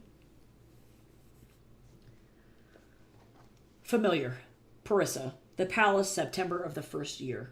Parissa swallowed thickly as she adjusted a new dress around her hips, her hands tingling a little as she stood in front of her mirror. She was little again for a moment, stuffed in a place where her father could forget about her and the world outside was nothing more than a dream. This mirror, though, hung on the wall several stories above the ground, far away from the room she used to be trapped in. She did not feel like she belonged in the dress, regardless. She had worn many different hats over the years: a council member's child, the sovereign's daughter, disgrace, soldier, captain. And now, council member. It still felt strange, the word slipping over her tongue like oil, like it did not really belong in her mouth. She moved around her room like she was merely a guest, like it was not hers at all, and she still could not shake the feeling that someone was watching her. Her father's eyes followed her everywhere, and she would have been much happier not having to live in the palace at all. But she had a duty, and that duty now was to represent the people she cared about. Parissa applauded Taryn for giving up his title so quickly. She heard rumblings in the lower districts that they felt much better now that someone who looked like them and knew nothing about who looked nothing like them and knew nothing about what they went through no longer held power over their heads. Now it was an even playing field. Policies were coming to limit the longevity of council members to 4 years, just like it was in ancient times, and she would only have to do this for a short time. Then she and Perseus could move anywhere they wanted, and she would never have to see the inside of this palace ever again. But at least she had changed. Her hair told her that. It now fell below her chin in ringlets and hung around her head like a halo. She took some scented oil in a bottle from her vanity and rubbed it into her hands, scrunching it into her hair. Though she feared what her hair meant, a reminder that her father's blood still ran in her veins, Perseus insisted that he thought the length was beautiful. Parissa was only a fleeting thought away from dyeing it. Perhaps she would dye it that night. It would have to wait. "Parissa, you ready?" Perseus called from the bathroom, emerging in his finest military dress.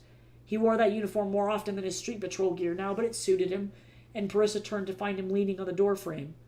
"Wow, you look out of place, I know." Parissa huffed.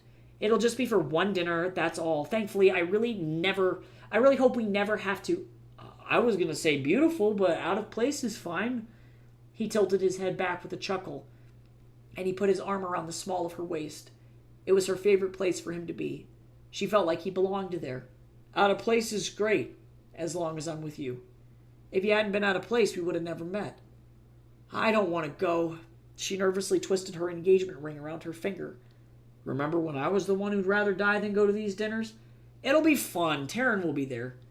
"Yeah, but so will everyone else. I'll be with you on our own little island. You don't have to talk to anyone else if you don't want to." "I know." "Come on. It's very rare that I get to eat like a king. I'm going to eat so much steak I throw up later." "You better not. That's disgusting." Parissa sprayed herself with a splash of perfume before she left their suite, the scent of patchouli carrying behind her as she went. The two of them rode down the elevator in silence. She did not feel welcome among politicians, and while she respected Taryn for giving her the role and understood the purpose of it, she hated the games they played. She wanted no part of it. While a revolution had happened, the systems that had caused the structure to collapse remained, and some people were eager to rebuild it. All right, I'm going to take another break. We're stuck in Ad Town. Everybody trapped in Ad Town except for those of you who sub because you're the elite. You're too powerful, y'all.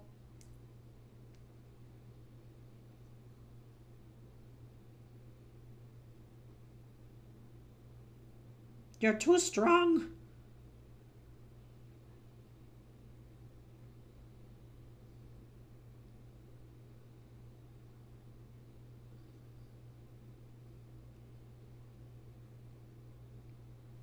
I am so tired.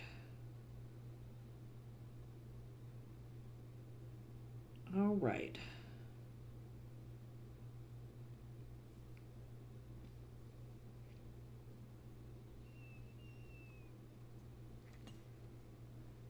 Yeah, I don't know what it was with this week. I feel like I had last week off, sort of, but then I spent all that time. They finally let me back into Loom so that I can record stupid videos for the digital painting class, but oh my god, the class is so much better. I can't believe that they were letting that class run like that in the state that it was in. It was so bad. It was like from 2001. I joke, it was not really that old, but like it was bad. Oh god, I broke my brain making that terms of service and FAQ. Yeah, I'm excited to read it. I'm sure it's good. I have like a really loose one for my commissions, but I need to make sure that people aren't going to do anything weird. All right, let's get back into it. The council ate and laughed together, and the dinner proceeded as it should have. Perseus had sat with Parissa had sat with Perseus to her left and Taryn to her right, thankfully among allies, but across from her, Myrella Blackwell's gaze kept lingering on her face for just a bit too long to be anything but predatory. She would have much rather sat across from Esmond. Somewhere down the table, he smiled with wrinkles at the corners of his eyes, tipsy from cactus wine, and he shook his head as he and Vienna laughed about something that she could not hear.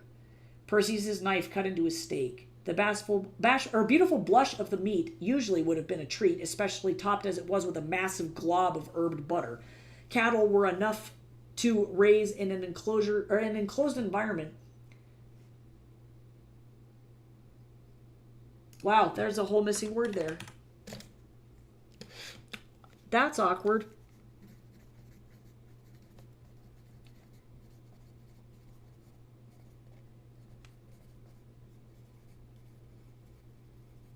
We're all right. Cattle were hard enough to raise in an enclosed environment and were reserved for the ultra-wealthy or special occasions. But Parissa watched the red jus ooze from the cut of the meat as he sliced it, and her stomach curdled. The knife grated across the silver of the plate, and she closed her eyes for a moment to center herself. When she opened them again, she stood in the palace's throne room, gazing down at the floor as men moved around her, blades clashing in a soundless room. She locked eyes with her father as he stood in front of the throne, frozen in position, pointing across the battlefield with mania in his eyes. Looking at him sent a rack of pain through her body like tiny shards of glass raking their way across her skin, and she steered her eyes to the floor. But there, on the white marble, blood pooled, oozing from bodies and across the cracks in the tile. "Parissa," someone said. She looked up to meet her father's eyes. He stood before her and put his hand out to her. "You're never going to get rid of the mess I made." "Parissa." Someone else's voice cut the noise, and Parissa jerked her head up to find Myrella staring her down. She said nothing more, so Taryn put a gentle hand on Parissa's arm. "You doing okay?" His eyes traced her face, looking for anything wrong. "Sorry, dear," Myrella laughed, her voice a melodic warble like a songbird. "I didn't mean to startle you. You just looked like you had left the planet." "No, I'm fine. I'm sorry." Parissa pushed her plate away from herself, the smell of the steak nauseating. "As I was saying," Myrella continued after popping a bite of cactus paddle into her mouth and chewing, "I feel like we should deeply consider our military options. I'm not saying we need to return elites to the streets like they were, but I'm not saying that thinking up additional precautions wouldn't be bad. If we end up going out into the desert again, having more people like you all might be a good idea." "Like us?" Perseus interjected. "Oh, not you, love. Your experience, certainly, for an insurrectionist, but I meant like these two, like Lexus was. Touched by something we don't understand." Parissa's lip twitched at the word insurrectionist, and she rested her hand on her lap underneath the table, checking to see if the knife she carried at her hip underneath her clothes was still there. "If you're suggesting we train more of our guards to be card wielders, Councilman Myrella, the answer is no," Taryn responded, calm and firm. "And why not?" she pressed. "You all can walk through walls and summon demons, so why should our men not? Would it not benefit us to be as well prepared for anything this cruel world could throw at us?" Taryn shook his head. "I couldn't teach them if I wanted to. That's not how this magic works. There are specific rules. Rules are always meant to be broken." "Enough work talk at the table, my dear." Blackwell laughed, raising his wineglass to his lips. "We can talk more about this in the council room tomorrow." Parissa's teeth grated against each other. She certainly hoped not. But knowing these kinds of vipers, they were relentless. Beyond the wall, Taryn, Atta, September of the first year. Cobblestone wove through the streets like a river of rock, and buildings jutted toward the sky like broken fingers, as they always had. While the infrastructure in the Atta district had improved considerably over the course of the year, the district still looked like the mangled arms of someone who had just defended themselves from a beating, no matter how Taryn looked at it. And the glaring problem persisted. no matter how many improvements were made to the buildings. They could only build up, not out. As Terran wandered through Otza, his eyes fell on the top edge of the wall that circled the city. That wall had been there for decades, much longer than anyone Terran knew could remember. It acted as a noose for Sigeno's population. As the number of people grew and grew from the mere thousands that had started the city, the reality became all the more apparent. They would have to leave or die. The risks Terran knew were great. He laced his hands behind his back as he walked among his people. A sovereign no longer, and allies he had made under the service of the king gave him a solemn nod or a friendly wave. He was sure they could see the grief on his face. Everywhere he walked, the ghost of Lexus followed, and he could not seem to shake the feeling that something was terribly wrong. He was unsure if his fight with Talbot had just made him paranoid or if losing Lexus had taken away a layer of protection. He now felt raw, exposed, and if he could have stopped and let the cobblestones swallow him up, he would have. He had spent the entire day surveying and checking in with the people of Sigeno. Some were shocked that he would do something they considered extreme, give up his title as sovereign so easily. In truth, he had not wanted to ever wear that crown. Many were much more qualified than a boy who had barely become a man. The responsibility had been too heavy. So, while there were risks associated with giving up that much power, he would rather not take something like that to the grave. Maybe he was a coward. The people were what mattered, though, not his petty opinion of himself. They felt safe regardless of the decision, as anything was better than suffocating under Talbot or people like him. There were still those who desired to keep a tight fist around the throats of those beneath them, but they had much quieter voices now. And as long as Terran kept people like Esmond and Vina at his side, he could prevent disaster. Or so he hoped. As the sun set over the top of the wall, Terran watched the sky near the very top glimmer as it always did when the sun set. Some people believed it was a part of the safety system that the first founder put into place to shield them from the stars that fell from the sky, but others believed it was a trick of the light. Either way, Terran found it pretty, and his eyes darted across the almost hexagonal pattern as he traced it, dancing with the pinks and purples that arced above him, the sunset light turning the adobe to peach. Maybe the city would be okay. Night began to come alive in Otza. Stalls opened their doors to welcome hungry customers as they finished their long workday. Tables were set out and dice tossed about, encouraging old men with fat purses to gamble as they drank. The smell of charred meat and grilled cactus wafted from every corner, and Terran paused as he thought about getting a bite to eat. He was so glad that he had survived, that life still seemed to turn despite the bloodshed that had occurred only a year ago. Something tugged at him and told him he should stop. Invite a friend to get a drink. He knew Lexus was not there to spend an evening with him, and it broke his heart. Someone bumped into him as they passed. He turned to step out of their way as they wandered down the crowded Otza street, tripping into a little wooden chair that butted up against a street-facing bar of a restaurant. He braced himself on the bar and looked over his shoulder to follow whoever had run into him. Sure, it had been an accident. A young person stood there, perhaps a few years older than Terran himself, but what made Terran pause was the color of their hair. It was so bright, the color purple of the tapestries that the king hung in his office. Brighter. It caught the light and nearly glowed. Their hair had been cropped close to their head at the sides, but the top, while short, was long enough to showcase the electric color. The longer Terran looked at them, the more confused he became. The style of their pants was utterly foreign to him, with buttons and fasteners like Terran had never seen. And their boots! The boots had some kind of dense material at the bottom that repelled water better than leather ever could, and were laced up with the most delicate metal buckles he had ever seen. They looked around the city with a huge grin on their face, taking everything in as if they had never been there before. Before he knew it, Terran's fingers twitched for his cards in his pocket. He stepped toward the stranger who had already begun walking away and chose to follow them for a while. They wandered through the Otza streets, clinging to the bag they had slung over their shoulder, and Terran prowled like a shadow. He had not moved through crowds that way since his last reconnaissance mission with the king, and he had forgotten how good he was at hiding. Eventually, the person stopped at the table to look at someone's jewelry, picking up pieces and inspecting them as though they were the most valuable treasures in the world. Terran mirrored them and stepped up beside them, formulating a plan. They stood much taller than he, but seemed to be unarmed. They lingered on a particular piece, a silver ring inlaid with turquoise, but hesitated as they held it. "It's a beautiful piece, isn't it?" Terran picked it up after they had put it down and turned it over in his hands. They looked at him, shocked, as if he had spoken gibberish. "The ring?" Terran clarified, watching their expression. Their dark eyes danced around, looking for intent on Terran's face. They merely nodded and moved to walk away, but Terran reacted before they could get far. He slapped a card on his hand, feeling the power of the magic rush up his arm, and he reached out for them, grabbing them forcefully around the elbow. He glanced at his hand to find the symbol for strength there again. The stranger could not have walked away if they had tried. "Easy there now, friend," Terran said. "Would be a shame if you walked off without a souvenir. How much for the ring?"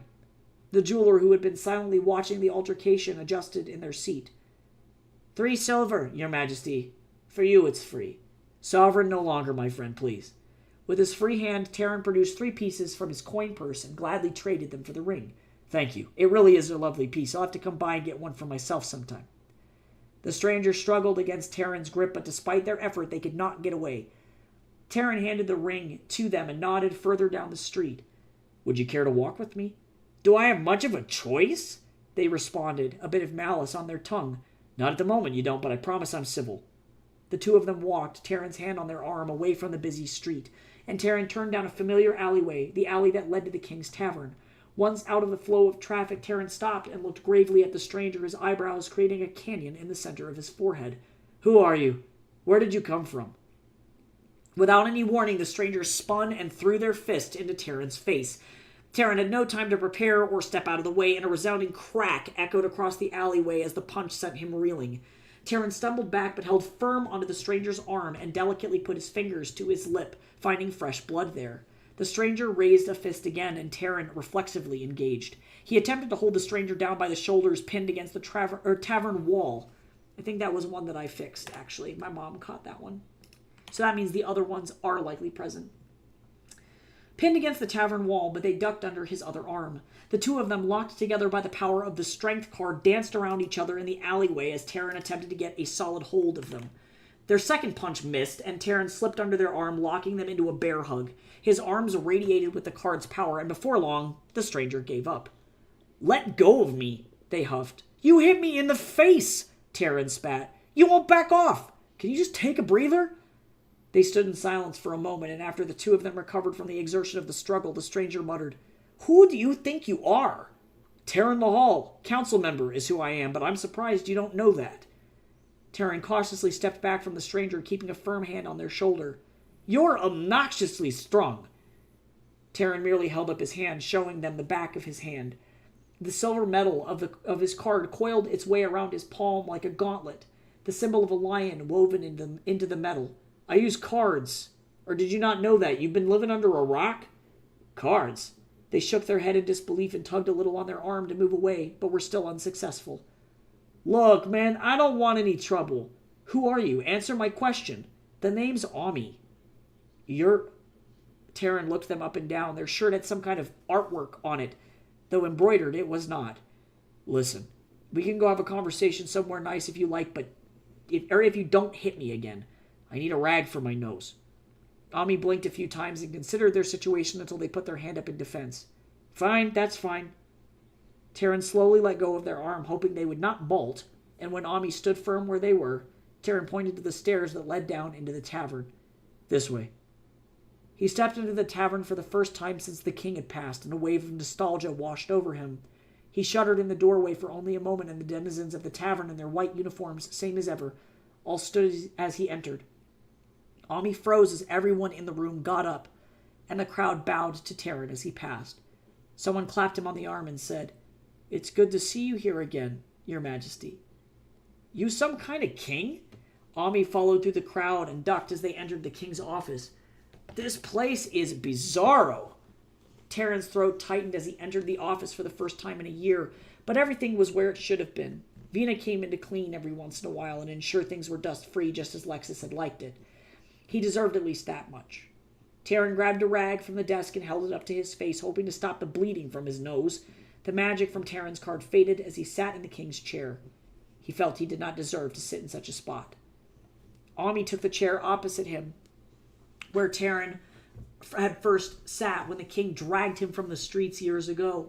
As soon as they were comfortable, they looked at the ring Terran had bought. After a moment of admiring it, they slipped it onto their finger. "Thanks for the ring, it's rad." "Rad?" The word fell odd on Terran's tongue. "Rad? You know, like cool, pretty." You're not from here, clearly.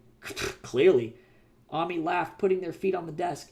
This place is incredible. Can you not? Taryn pushed their feet from the mahogany. This desk belonged to someone very important to me. Ami shifted awkwardly in their seat. Oh, I'm sorry. The room fell silent for a long while, and Ami tapped their foot nervously on the floor. They looked around at everything as if they had fallen out of the sky. Where did you come from? Well, outside, they laughed. Outside this place? I mean, I got bored, and I've always seen this place while riding my ATV, but I thought this was like some government facility or something. Taryn blinked as if someone had thrown a bucket of cold water over his head. You're from beyond the city. Yeah, I guess. You're a survivor? A survivor of what? They rolled their eyes. A survivor of being an adult that lives in their parents' basement, maybe. The Great War? The stars that fell from the sky? Taryn's hands began to shake. They wiped out everything. I have no idea what you're talking about. Taryn gripped the rests of the chair so hard his knuckles turned white. God. They lied to us. That sucks. Ami's the fucking best, though. They're my favorite character in this book. They're so fucking stupid. I love them so much.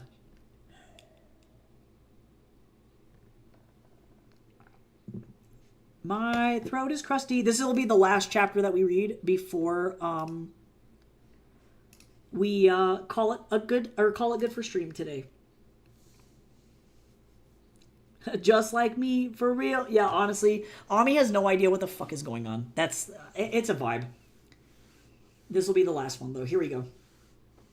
Interrogation. Parissa, the barracks, September of the first year. I swear, I have no idea what's going on. Perseus lifted his boot and placed it onto the seat of his chair, leaning down on his elbow. He bent toward Ami, though he did not have to lean much, even with Ami seated. Ami's lithe, towering frame made the chair they sat in look short. Perseus pursed his lips together and scratched at his beard, looking over Ami's face. Parissa had to admit, from the time she had first met Perseus, he had grown from a skilled street guard to a truly terrifying commander. After gazing at Ami as if trying to solve a puzzle, Perseus sat down on his metal chair backward and leaned his arms on the back. The metal walls of the barracks left everyone cold, and Parissa shivered a little.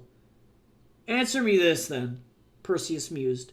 Ami struggled against their bonds. Taryn had said that ropes were not necessary, but Perseus perceived the stranger as a threat. Where are you from? I told you, they insisted. I'm from this commune called Sulphur. It's like 40 miles from here. It used to be a ghost town, but we spruced it up. The settlement? It's not a settlement. It's a commune. It's different. Explain. My family and I joined a while ago, but effectively a bunch of people live together and share responsibilities. You know, like a co-op? No, I don't know. Ami squinted at Perseus's uniform and shook their head. Are you, like, military? Yes, I'm commander of the guard. This place is nuts! Parissa leaned on the desk next to Perseus as Taryn paced ever nervously behind her. She asked, How many of you are there? In the commune, like 90 people. Oh, so not very many. Yeah, most people can't really handle the off-the-grid lifestyle. Off the grid? Ami raised her eyebrows. Wow, you guys are like something else.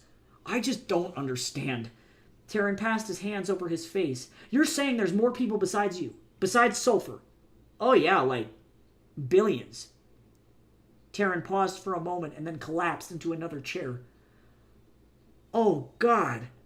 Taryn, I thought that Rune Gildenheart was supposed to be from Sulphur. Perseus prodded.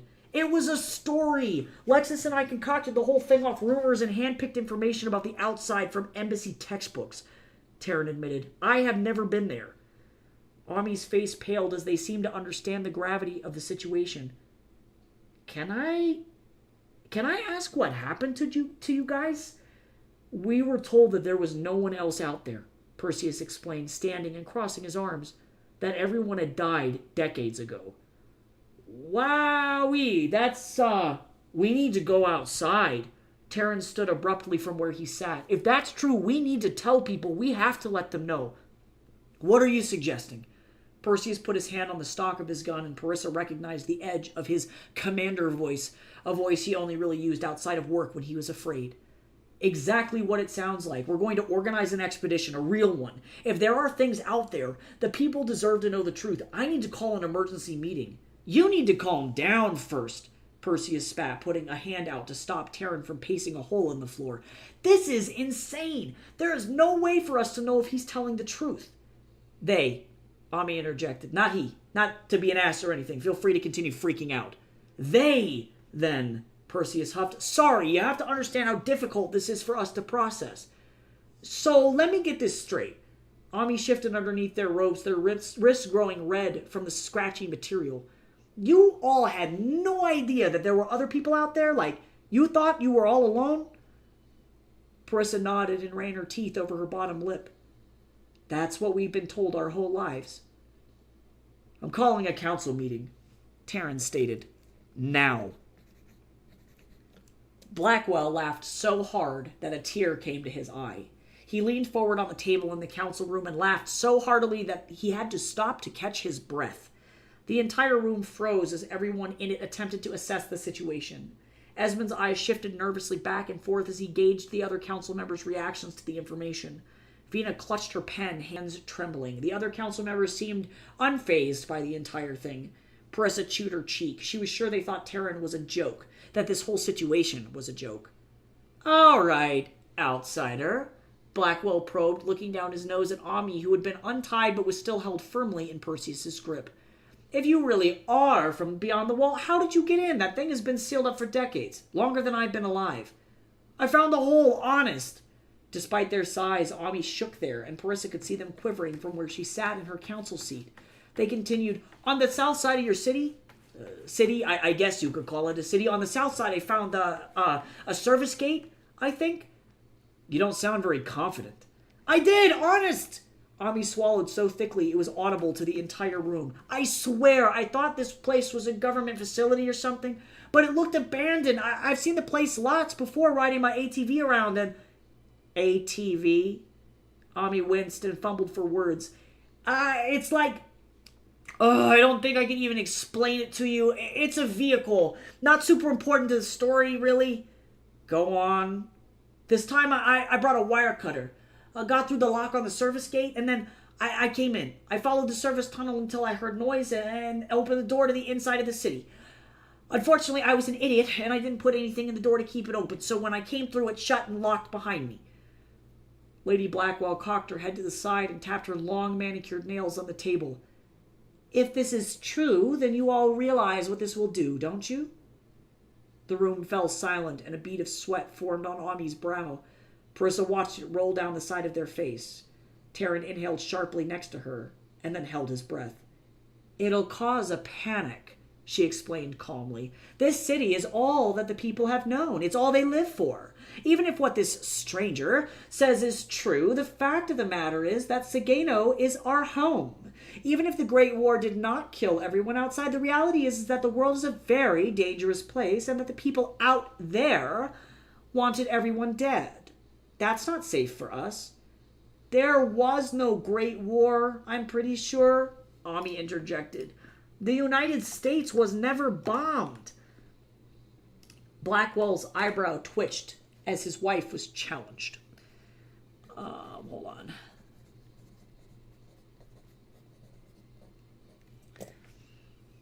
Councilman Shraga leaned forward to say their piece. You must understand our concern. If we were to let our people know that they were deceived, all hell could break loose. We would have riots in the streets. People could die. I'll take an expedition out, Terran suggested. I'll go and see for myself. Ami, you'll lead us to this commune that you say you're from, and we'll see for ourselves whether or not you speak the truth. This is ridiculous. Blackwell made a noise akin to choking. You know full well what happened to the other expeditions. If what they say is true, we won't die. We'll have them to lead us. A knock resounded across the door, and everyone in the council room jumped. When the door opened, Parissa turned her chair to find Maze there, her notebook in hand. I hate to interrupt the meeting, esteemed council members, but a visitor has requested an urgent audience with you. Can't it wait? Blackwell demanded. We're in the middle of a very pressing matter. I tried to tell them, Councilman. I did. Someone pushed past Maze, and Parissa and Perseus both rose to stop a threat if it came their way. Perseus drew his rifle, and every council member that was unarmed jumped back away from the door and away from danger. Ami struggled in their bonds, recognizing their vulnerability, but found themselves unable to break free. They instead tipped over their chair, falling onto the floor with a crash, and Parissa whipped a card from her bag, ready to strike with it. Red robes, like a trail of blood, dripped from the person that entered, dragging across the ground as they calmly crouched next to Ami. Their angular, narrow eyes traced over Ami, and they reached out with long, slender fingers to touch Ami's hair. As they gathered their robes around them, Parissa recognized them as a member of the Creed of the Ceaseless. In an instant, with a blink and the ghost of a memory, she stood in the throne room several stories below her in her mind's eye, remembering the moment that an elite guard sent a bullet through Widow Corrine's chest. The Creed. They had been eerily quiet since Talbot had been deposed. In fact, Parissa had seen very few of their members on the streets and did not even know they had elected a new leader. State your intentions, Blackwell barked. You're interrupting a meeting. You dare speak to Widow Mag in that way? They rose slowly, standing like a statue, and they pulled their long hair from their face with their hands bound together by rope. I am she. Eyes for Zazdana, she who sees, and the Creed of the Ceaseless. Mm-hmm. It seems you all have forgotten who it is you are. The entire room ached with silence, and the only sound that resonated through the space was the shifting of Perseus's weight and the creak of his glove on the trigger of his gun. You are meant to serve the people, yes? Widow Mag, with surprising strength, lifted Ami from the floor and righted their chair. How is it for you to decide? Or how is it just for you to decide that it is you who is responsible to bear the weight of this truth? We should arrest you for spying, Lady Blackwell hissed. This is treason. How did she even get in here? I spy not, Widow Mag explained as she moved to the window. I only know what the deathless she who sees bestows upon me. I was walking down below when she told me of the rumblings of deception occurring in this very room. I simply could not allow it to stand. Truth must be shared to all, otherwise you are no better than thieves. How dare you? Let her speak, Terran commanded. She's doing no harm here. Remember that you are sovereign no longer, my boy. Blackwell sneered. You have no ability to silence in that way. It is you who are suggesting silence. Remember that. Widow Mag turned sharply, their dark eyes catching the light in a wild way. You silenced the truth when your people put a bullet through Widow Corrine's chest, and now it is my duty to make right the balance you upset. Your point? We must strive to ascertain as much truth as possible. Terran must go. He must see the truth with his own eyes. Blackwell shook his head. This sounds like a conspiracy. You've already usurped one sovereign, Terran Lahal, and if this is some elaborate plan to... Talbot killed my parents, Terran spat. Parissa clenched her fist. This conversation was quickly careening out of control. Terran, she warned, he usurped me. I'm doing what I can to make things right. Or did you forget that you and yours sat idly by while Talbot and his men murdered people in the street? Calm, Widow Mag stated. If he is so concerned about lies, then we can simply remedy this by forming a team. Terran will pick some men, and Councilman Blackwell, you may choose men to send. Then, if everyone's testimonies are the same, we will know what is true and what is not. When you return, I would ask that you report back to me. Otherwise, I will let the people know that their government is keeping secrets from them without hesitation. Everyone fell silent again. Parissa swore she could hear Perseus's heartbeat. Fine, Blackwell conceded. We shall have our personnel assembled by the beginning of next month. My folks, Ami dared to speak up. You're the one who decided to break your way in here, if you're even telling the truth. Your folks will have to wait, Shraga spat. Yes. Blackwell's eyes trailed across the room and settled on Ami's face. We'll see what the outside reveals to us. Then we will see what is actually true. Bum, bum, bum. And on that note, we're about a fourth of the way-ish, give or take, through the book. So it will take likely the whole month for us to get through this thing because it's kind of chunking. It's 81K, so it's not like that bad. But we will pick this up next week, and I will remember where we were at. Thankfully, Word always members. So thank you so much for everybody for sitting and listening to the book. As always, if you want to give the Backer Kit a follow or share it to friends who might like this thing, that would be very, very nice.